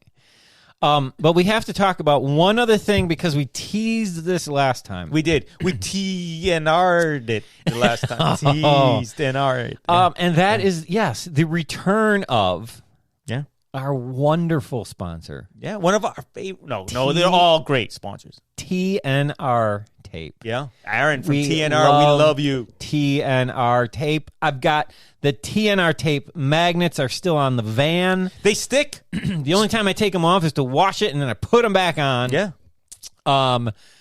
we love TNR tape. TNR tape is just a game changer as far as number adhering onto your kit. Yeah. Right? And here's the thing. People will say, well, safety pins are free. That's only true until you go down one time and crash, and that pin rips your jersey. I will tell you. As soon as the cost of one custom jersey more than pays for a lifetime of TNR tape. Not to mention that you're now done for the season with that jersey because it takes forever to get a new one. You got to find enough friends so you can make the minimum again. Or even with the places that have a onesie replacement, that's fine. Oh, there's the onesie right there. You have the one-off replacements. That's fine. There's no minimum, whatever. It's going to take time, and you got to wait for it. I just got from Gore. Y'all be talking more about this as I ride them more. I got some of the Gore C7 race in the C5, I want to say, all-day bibs. They are amazing. Yeah. And the race kit jersey. Yeah. I don't want to put a single hole in that thing, whether it rips or not. Right. You just puncturing the the hole thing itself. You don't want such a when that was all we had. Sure, you don't have an option. Didn't have right? an option. Yeah. But when we had those magnets, and then I got stuck to the car and couldn't get away to get to my race, it wasn't as good. You had to call someone on your cell phone. Hey, can you come? Hey. Yeah, you had to start line. No, I'm in the parking lot. No, it was the first time I got stuck to the Witte de Vander mitten. It was Craig North's white Sprinter. I was stuck to it, and I'm like banging on the side. Don't go anywhere yet. Don't go. I'm stuck to the side. I'm stuck to the side. Anyways, now that we have TNR tape, no one should be using pins anymore. Yeah, it's crazy. Don't pin. It's crazy. I mean, especially when you see, we love people that support the sport. TNR tape puts their money where their mouth is. They're supporting riders now. Yeah. They're supporting the sport. They're supporting cyclocross. They want this product to be the best that it can be. They value input from people that have purchased it, used it. If you've had a problem, they immediately address it, right? Yeah. Either if you Aaron don't like loves it. Everyone loves to hear positive feedback, but Aaron also, he welcomes negative feedback because he uses that to make it better. Improve the product. Yes. Aaron, similar to Dan. Well, I dig Doug, and I'm a Dan fan. I'm a fan of Dan, right?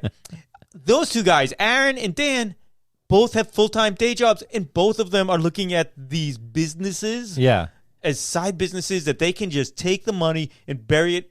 Not bury it. Bury it in the sense of planting seeds, right? Yes. Put it back into racers. They support Sonny. They support Tyler. This is what we love about our sport. Yeah. Support the people that support our sport. I know it's supposed to be a really quick little thing here.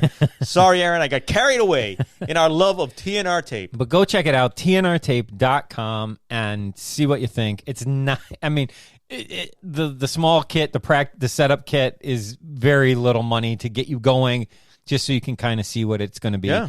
I'm going to have a few samples at the Alma GP. Mm-hmm. If you really don't want to even do that and you want to just try it or even just see it or see what's going on with it, it's no problem. Come up and ask me for and some we of know it there. Aaron will be in Waterloo, and Aaron will probably have some samples there as well. Yep. Also, Mr. David Palin, I've just heard from Aaron that TNR Tape will soon be announcing and soon be making available on September 2nd on their website. They will have specific, we mentioned Tyler, we mentioned Sonny, they will have specific TCCX edition and hashtag Sonny Has Epoxy edition TNR Tape. All proceeds go to those two riders' respective teams. And I believe with the purchase of Tyler, the TCCX, you're going to get a signed rider card from Tyler. And on Sonny's, you're going to get one of her die-cut Sonny stickers, which are amazing. And I have on the top of one of my laptops. So look for those September 2nd with all proceeds going to these riders, guys and ladies. Look, here is a way you can take money out of your pocket and directly help two of the coolest riders we have in the sport today. So look for that on the TNR website, TNRTape.com, on September 2nd, you'll be able to purchase these. I believe they're going to be packaged with their team colors a little bit and that kind of stuff. If you haven't seen Sonny's new team kit and the team colors, they're very cool. And Tyler's are always cool, too. I mean, let's face it. So look for those. September 2nd, check it out and support the people that support the sport. Yeah, very excited to run into these guys again at Waterloo for track. And to be honest, Mr. David Palin, I'm just proud to even be associated with these guys. These guys do everything right. I think I love being matched up with them because they are right on point, I think, with the same message that we give. So we really, really like that. So guys and ladies, viewers in general, get out, go out, try the stuff, support the people that support the sport.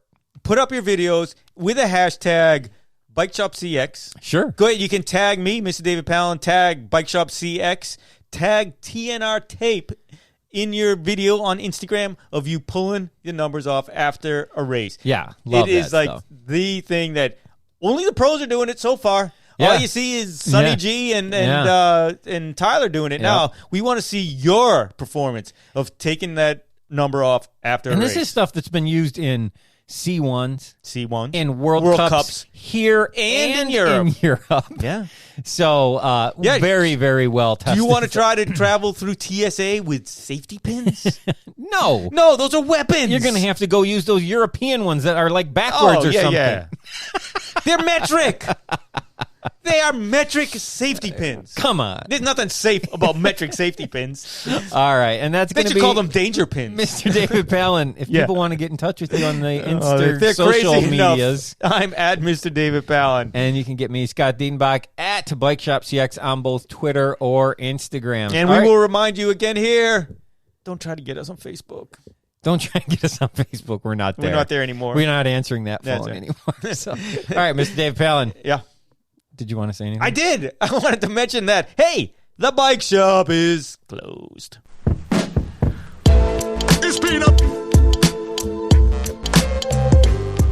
All right, that's the show for this time. I hope everybody dug it. That was a long 2-hour episode, but thank you. Thank you for staying with us. Thank you for staying with us and for the great, awesome questions. You can tell the season is getting here because we're just getting great questions about bikes and stuff again. So that's amazing. Thank you very much for that. Hey, Scotty D, every week, every other week, I think we've answered every question that could be out there. There can't be anything else. No, we've answered. We haven't. And we know you have more questions. Send them to us at bikeshopshow@gmail.com. That's bikeshopshow@gmail.com. We'd love to answer your question on the air. We'll get those questions answered. And we'll see you again in a couple weeks, which will be right up on the Alma GP, Mr. Dave Palin. And then I hear there's only 12 days to go. The next weekend, I'm heading to Jingle, and then it's going to be boom, boom. It's here. We're ready to go. So, all right. Thanks for listening, everybody. We'll see you again next week. I hope you guys are getting out there and riding. If you aren't getting out there and riding, be careful out there. Take care of each other out there. And until next time, the Bike Shop is closed.